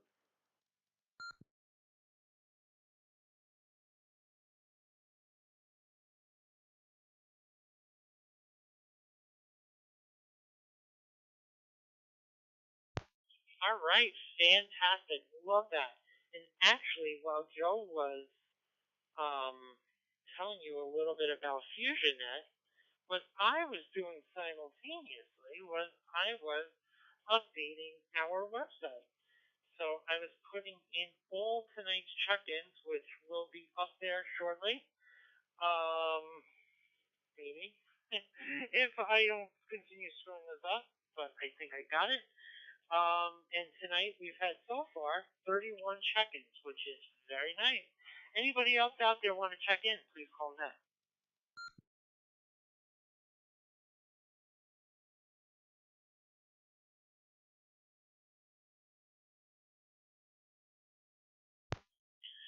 All right, with nothing heard, Chris, do you have stats for us tonight?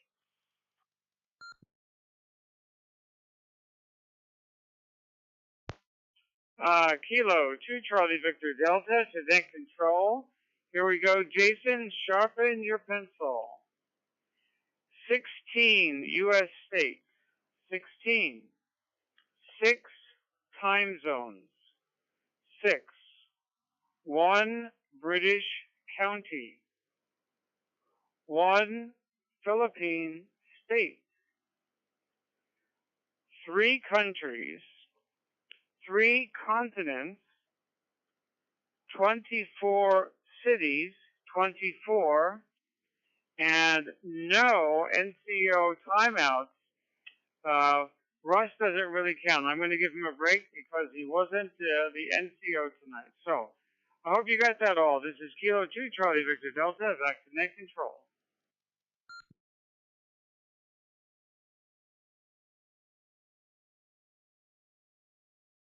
Okay, let me make sure I have this. We have 16 U.S. states, 0 Australian states, 0 Japanese prefectures, 0 Canadian provinces, 6 time zones, 3 countries, 3 continents, 24 cities, 1 British county, 1 Philippine state, and 0 net control timeout.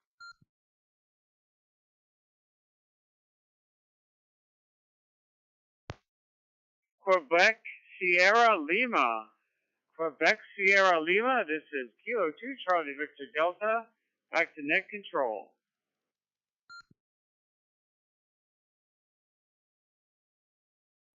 Wonderful. So if you go to the FusionNet.org right now, you will see everyone that's checked in for Thursday, 2/24/22. That's 31 check-ins, including myself, and our stats right below that. Fantastic. So for the warmest and coldest temperatures tonight, our coldest temperature, I think we may have a tie. I just want to confirm this. Hold on, guys. Hold on. Let's see. Okay. So our coldest temperature, we don't have a tie. I thought we did. It is 10 degrees, KE0MIZ. That's Robert in Wellington, Colorado. And our warmest temperature tonight, let's see. Oh, hands down. It is, of course, Michael, who is in the Philippines right now. WB7RWS, I think is his call sign, /DX7 right now, because he's in the Philippines. Fantastic, guys, fantastic. So with that said, let's get ready to just kind of close out this net. Just give me 1 second. I am actually just right now putting in all the periods after the states to keep form with our website, make it look all nice. And there we go.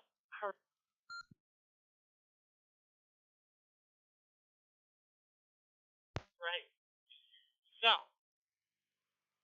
here we go, guys.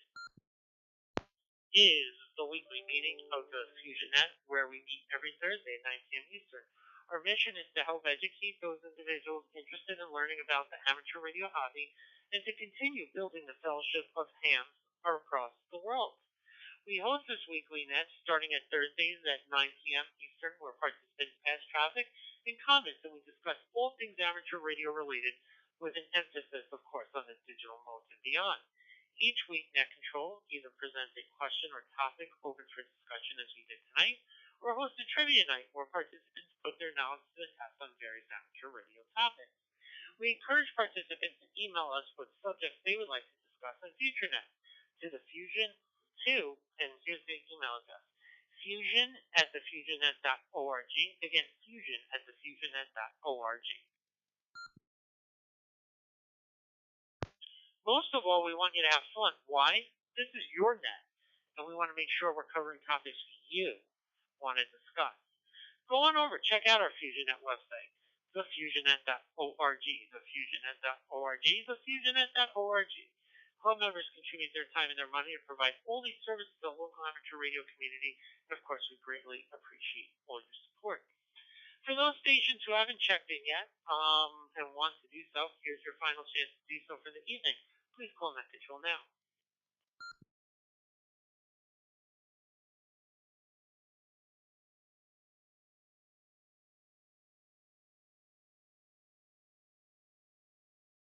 All right, with nothing heard, I'd like to thank the following radio stations.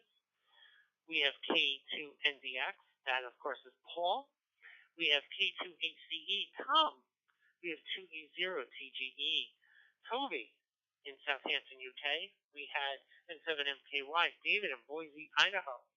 We had my buddy, partner in crime, Joe from Brooklyn, New York, AC2AE, as well as KG0BK in Manchester, Iowa. We had Carl in Staten Island, he's K0GIO, and 5DWR, Dennis in Spring, Texas.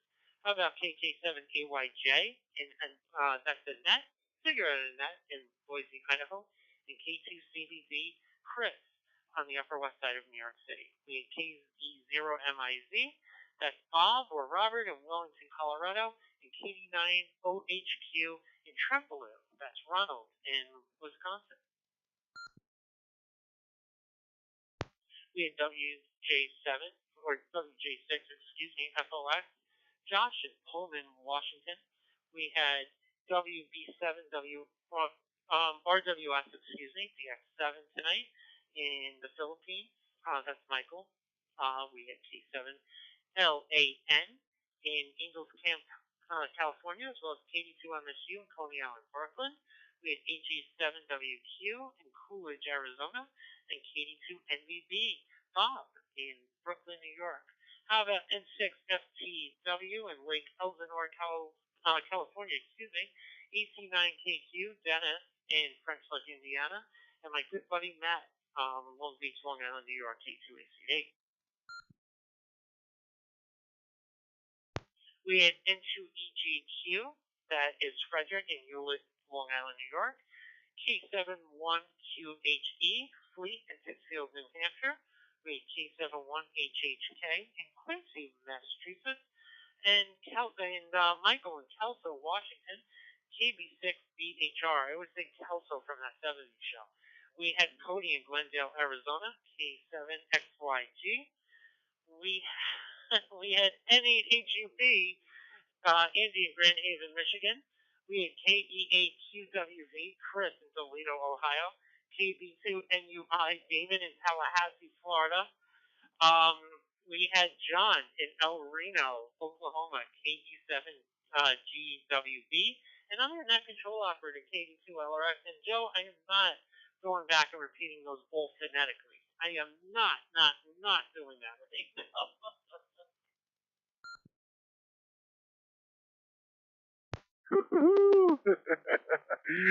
I knew the moment I sent it, I heard the laugh in your voice. I knew you got it because I know you got your phone somehow hooked up to your computer to get your text messages. So I know it popped up on your screen. Well, guys, I got to tell you guys, we had 31 check-ins tonight, 31 check-ins. That is actually our record, so we tied our record. Hopefully next week we will reach 32 and break a new record for the FusionNet, guys. Awesome, man. Awesome. Very great net. Jay, I can't even tell you how great the net was tonight. Matt, K2ACD, thank you for the questions and topics of discussion tonight. That was pretty awesome. And just thank you all, every single one of you operators here tonight, man. Thank you all for joining us. Thank you for being here. Thank you for participating and just supporting the FusionNet. Guys, we are still looking to get a repeater, so just hang tight, man. Hopefully we'll get it. We've got only 3 more weeks till the deal is over. We're halfway there, so we need another $360 to get this repeater. So hopefully you guys can be a little on the generous side and get in touch with us through the FusionNet.org, fusion at the FusionNet.org. We will take anything, $5, $10, a dollar. Can you spare a dollar? Come on, man. I need 4 quotas. We'll take anything, guys. We really want to get this repeater going so we could actually get people locally onto this FusionNet and just make it all that it can be. So that's it. This is Alpha Charlie 2, Alpha Echo, back on over to Kilo Delta 2, Lima Romeo X-Ray.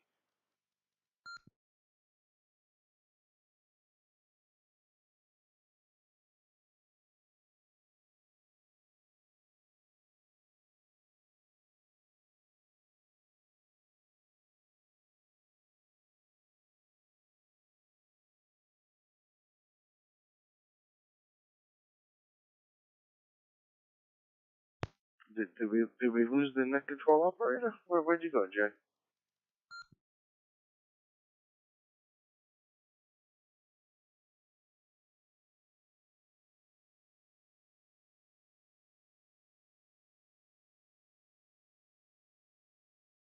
Yeah, I'll leave that back to normal now. Okay, for HT clear. Oh, you know what? We're going to add you to the list. You guys definitely made it in here towards the end. So you are definitely our tiebreaker. And we're going to add you right on in here, man. Welcome to the FusionNet. My name is Joe, Juliet Oscar Echo, and my call is Alpha Charlie 2, Alpha Echo. I'm here in Gravesend, Brooklyn, New York. I don't know where our net control operator is, something must have happened. But he's Kilo Delta 2, Lima Romeo X-Ray. That's Jason over in Great Neck. And we also have another one of our net control operators out here, and that's, oh man, Dave. I always forget your prefix, Dave. I think it's November 7 Michael Kilo Yankee. I know the MKY because it sounds like monkey. But we got Dave out there. So welcome, man. Welcome very much to the net, man. Good to have you here with us.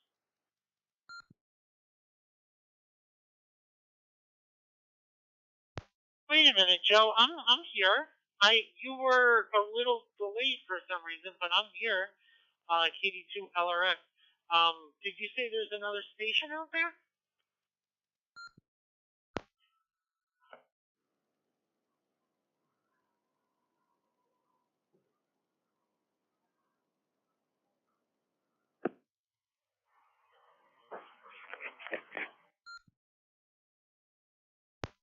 Yes, hey, there is. I believe it's Kilo 5 Bravo Lima Sierra / Lima. I'm not sure where he's from, but yes, we definitely have got a 30-second check-in. We have broken our tie. So we have now have a record of 32 check-ins. 32 check-ins. Woohoo! We're moving on up, guys.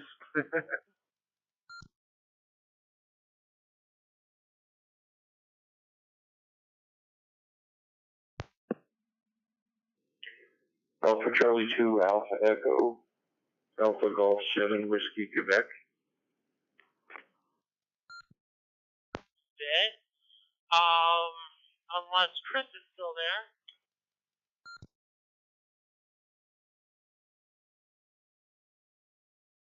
Yeah, hi gang, I'm still here. I've just been trying to figure this out. I'll come back in a few minutes. I want to make sure I get the correct numbers. Kilo 2 Charlie Victor Delta, monitoring on 5.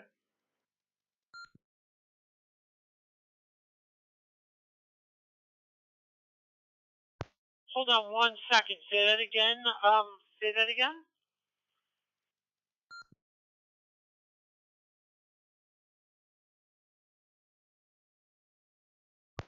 Chris, go ahead.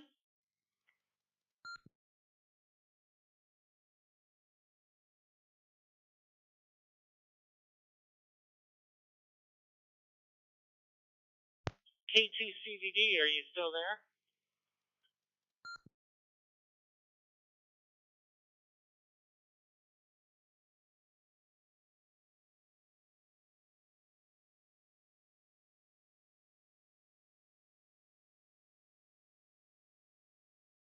I think he's gathering some information. But in the meantime, there was Alpha Golf 7 Whiskey Quebec, who was just trying to give me a call. What is it? AG7WK. Go ahead. This is AC280.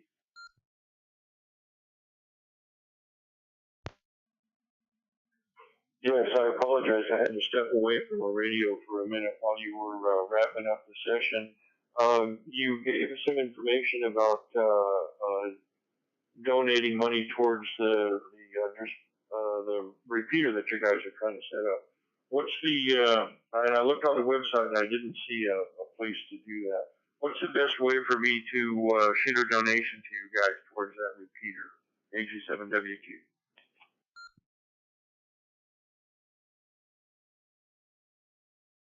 Okay, I don't have anything formally set up. I do have a PayPal account, which we've been using to get up there.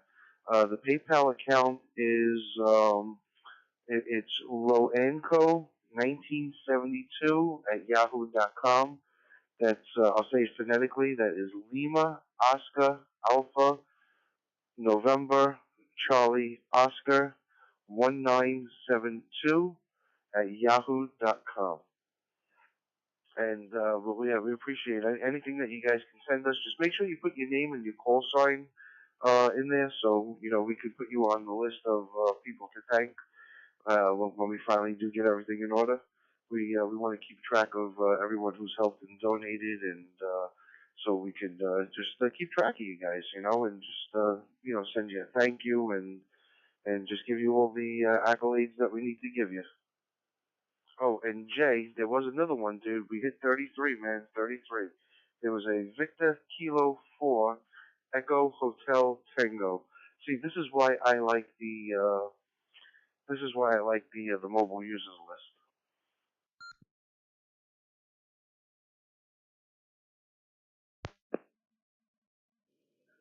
Okay, just quickly confirming, I have Lima Oscar Alpha November Charlie Oscar 1972 @yahoo.com. Australian state. So let's just see where that is. Hold on 1 second. Yeah, that's in Australia. So we have one Australian state that we will add here tonight. I will add that here. It says Paragindi QLD. I'm not sure what that is, but We'll add that. So we have an Australian state there as well. Oh, that's Queensland. Okay, got it.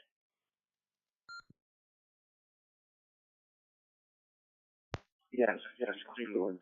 And getting back to Alpha Golf 7 Whiskey Quebec, it's pretty much, it looks like it's spelled Loan Company, like the LOANCO, but it's my wife's initials. So she's Louisiana, her maiden name is Cucuza, C-O-C-U-Z-Z-A. So she's got a Loan L, 1972. And yeah, well, definitely just please remember to post sign the name so we know who to thank.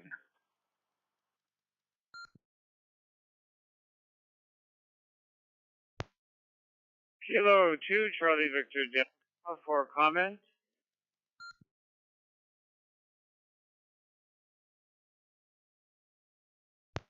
Sure, Chris. No problem. Chris, I put down 17 U.S. states and 1 Australian state now with K5BLS and VK4EHT. Okay, Jason also gives us 7 time zones, 4 countries, 4 continents, and we have 27 cities.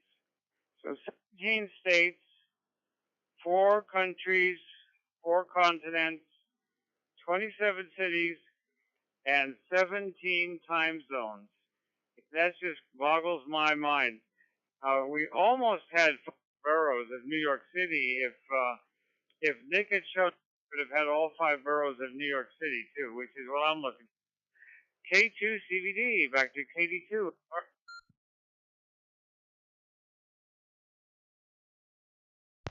Chris, let me make sure I have this because I may not.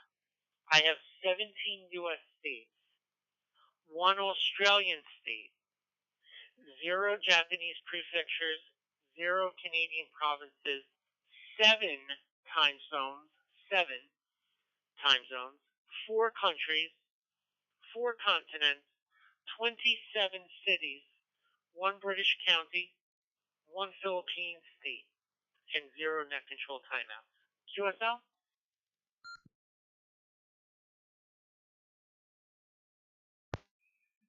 USL, and from an old Mets fan, I would just say amazing, simply amazing, to quote Casey. So, congratulations on a wonderful net. It was a great question, great discussion, group of people. I think we're growing by leaps and bounds. So, congratulations to you guys.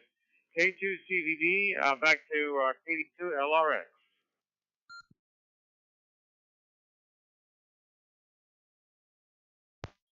Yeah, huge accomplishment tonight. Definitely. It wasn't 17 time zones. It was 7, right? 7.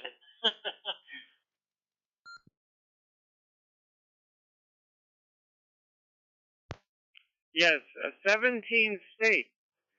17 states and 7 time zones. But imagine 7 time zones.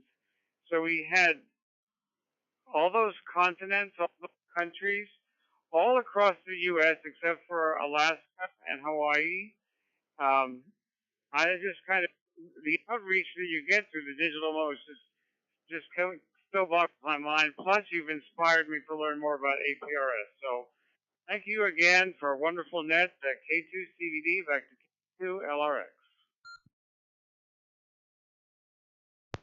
All right, fantastic. Well, I did the least to inspire you about APRS. My good friends K2ACD and AC2AE did all that legwork. So shouts to those guys for that.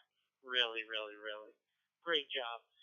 Great job had by all. The participants, the net control operators, the ambassadors, Matt, of course, being our one of our ambassadors as well, and who came up with that great question. Thank you all. Joe and David, thank you so much for making me laugh more than once tonight. So grateful for you all. Guys, I gotta get to sleep. My eyes are barely open anymore. But Joe, my friend, David, my friend, Matt, my friend, Chris, and everyone else, and for those who just joined us for the very first time this week, God bless you all. Thank you so much. And I am KD2LRX saying QRT, Quebec Romeo Tango, for phonetics.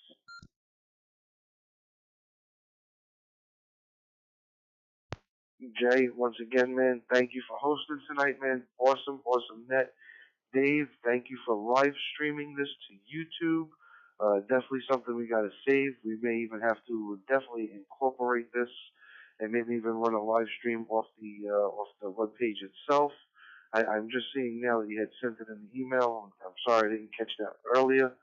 But having it on YouTube, maybe we'll get it on the live stream. I shared it on the Facebook webpage for the FusionNet. So wow, we got 33 check-ins tonight.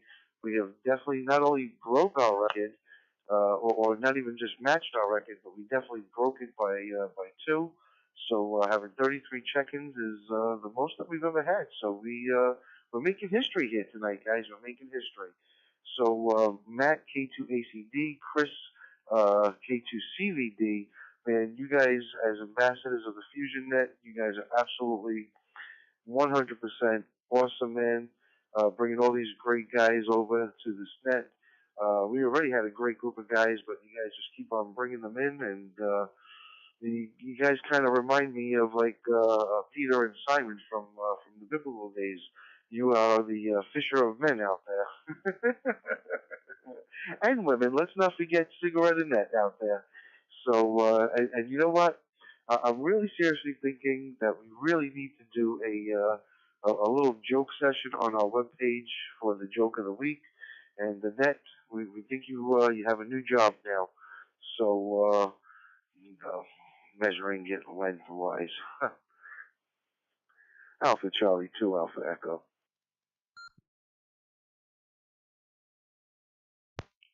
Alpha Charlie 2, Alpha Echo. This is Kilo 2, Charlie Victor Delta. Thanks for those kind words, Joe. But one of the things about being an ambassador is to see how people that I brought in, like David and Tom from the Bronx, bring in other people. So I feel like a grandfather net already. The people I brought in have brought in others. So everybody take care. Thanks for a great net. And I'll just go QRT2. This is Kilo 2, Charlie Victor Delta. And I'll be clear. Hey, Joe, Chris, K2CVD, thank you so much. You rock, my friend. You absolutely rock the house. So thanks so much. Joe, since we were live streaming YouTube, does that mean I'm officially a YouTuber?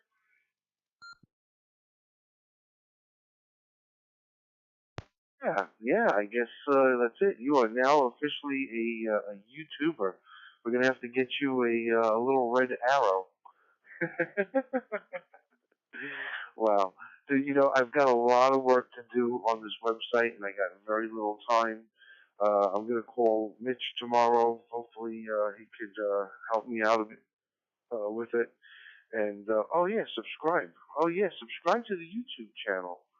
I totally forgot about that, man. Definitely subscribe to that YouTube channel, guys. And so you get the all, and don't forget to hit the what is that button to get notifications.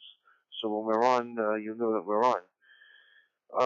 But guys, I just want to say, Mitch's wife was rushed to the hospital earlier this week, so everybody just keep her in your prayers.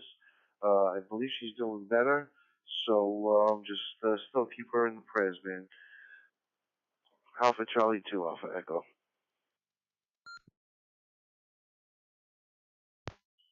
Praying for her, praying for Ray's wife, praying for all my friends, every single moment, every day. You know, Joe, you're my prayers every day. You know that. And I just subscribed, by the way. I just subscribed. Because I just subscribed too. And I hit the little bell, the notification bell, to receive all. So I just subscribed myself. And I like that little picture of Dave over there too. I think I'm gonna have to copy that picture. We may have to use that on the FusionNet on the T-shirts. Oh, I forgot to mention the T-shirts tonight. Oh well, next week then. Always next week.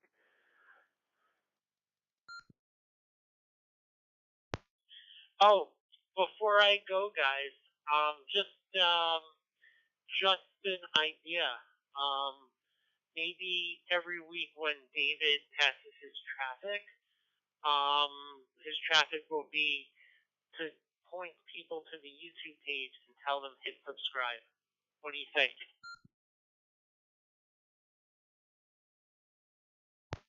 Yeah. You know what? This is David's brainchild. He's NCO, so we should definitely have him mention the live stream, without a doubt, and the YouTube and where to go and how to subscribe and hit that bell notification. So yeah, I think that's a great idea. Um, Dude, you know what, man? I guess I'm gonna send it to you guys in a text right now instead of throwing it out on the air. I'm gonna send you one more text for the evening.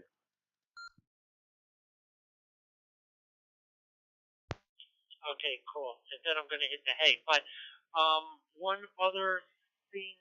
Oh my God, see, my brain is fried right now. Well, you guys know that I'll be away next week. You all know that. But oh my God, what was the other thing? There was something else. Something else that I wanted to share. That was kind of cool. Oh, I'm forgetting. I'm forgetting. Oh, never mind. Joe, I like that idea, by the way, just so you test. Failure. And the need of oxygen, a mask will fall from the ceiling. Hey Jay, look up.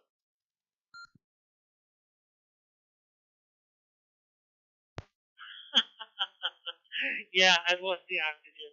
The carbon monoxide is going to my head. It's like, oh my God, that's like the Hall and Oates song, right? The carbon monoxide going to my head.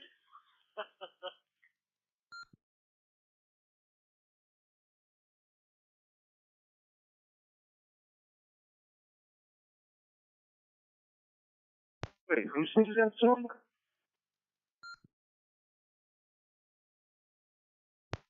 That's Hall and Oates in the song "She's Gone." They say that. Oh, please let them sing it.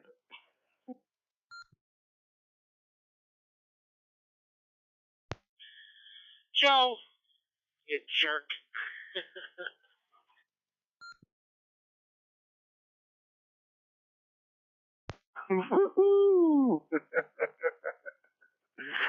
Oh my gosh, Dave. Yes. Actually, you know I'm Italian, so I definitely need that fund without a doubt. You know, I'm packing too much sausage over here.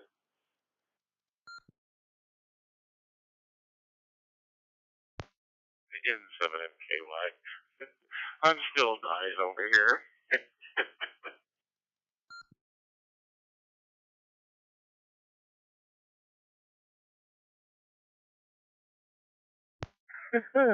Oh my gosh, this is the silly hour. This is the silly hour of the FusionNet.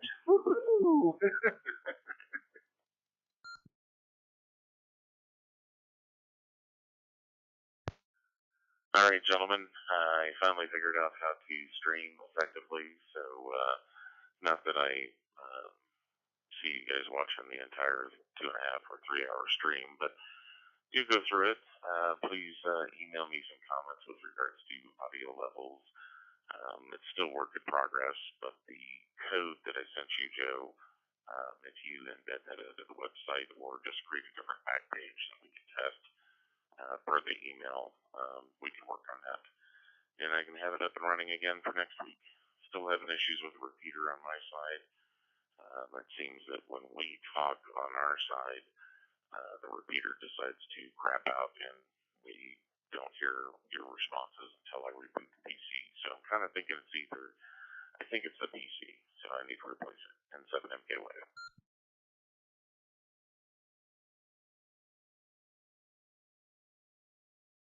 All right, very cool, man, very cool. Well, the computer that I've got that's running the Wires X down, the computer is much larger, stronger, bigger than what we actually need. So it really has nothing else on there. So you're gonna have to teach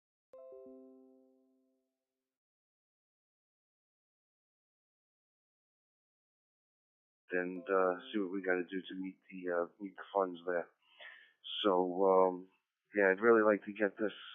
Yeah, it seems like March is going to be the month that we do a lot of things. We're going to go exclusive on the FusionNet.org. The shirts will be going live, the new T-shirts, as well as the old classic tee. So we'll still be having the old classic tee, but we'll also be introducing a new line of FusionNet T-shirts. So just everybody stand by, man. We got a lot of great things that's happening, man. Even there's even I was talking with myself, and there's rumors within my brain of even doing a fusion hat.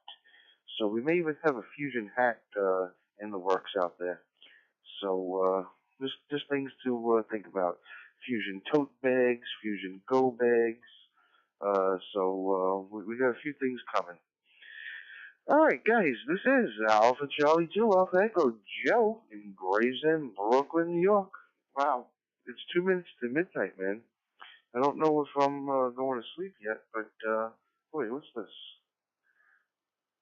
Oh yeah, I like this idea.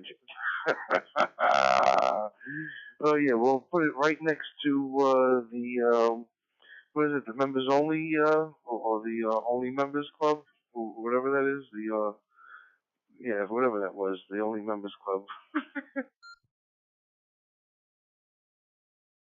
Onlyfans.com.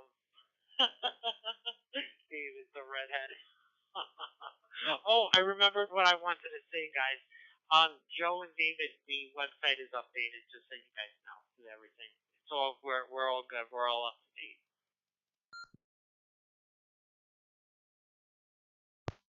That's awesome, awesome. I love it when we're up to date. And yes, yes. For those who don't know, man, my window faces a row of houses, and they're like they call them three-family houses, and they're about 3 stories high, and I'm on the 4th floor, but technically the 5th floor because the first floor is the basement.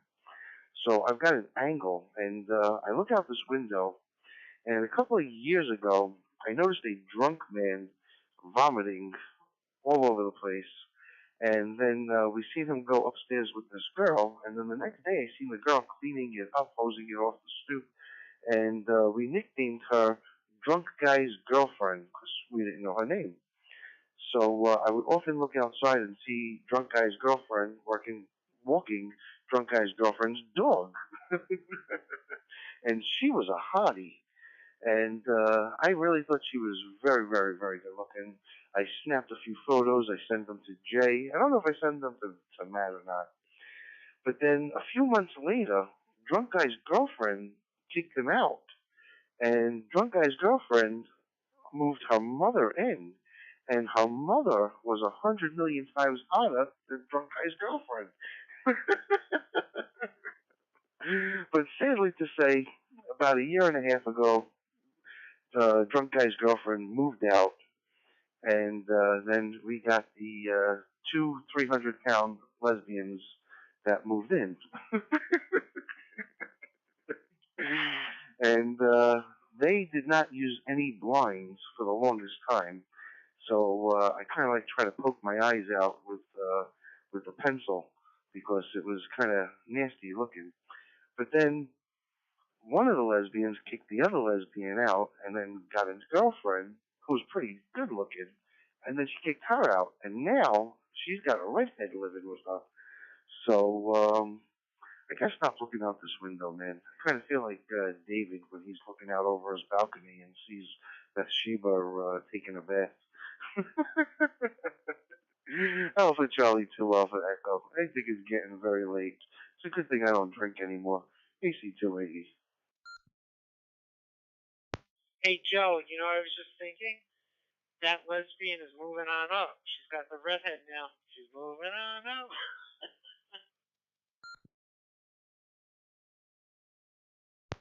And 7MKY, this is your captain speaking. I think we're going to have you lower your shades so that we can watch the in-cabin movie now. So, well, we'll have to wait for daytime to actually see the face. And I may, even if I see her out there, I may have to just like walk around the corner a couple of times just to get a good look.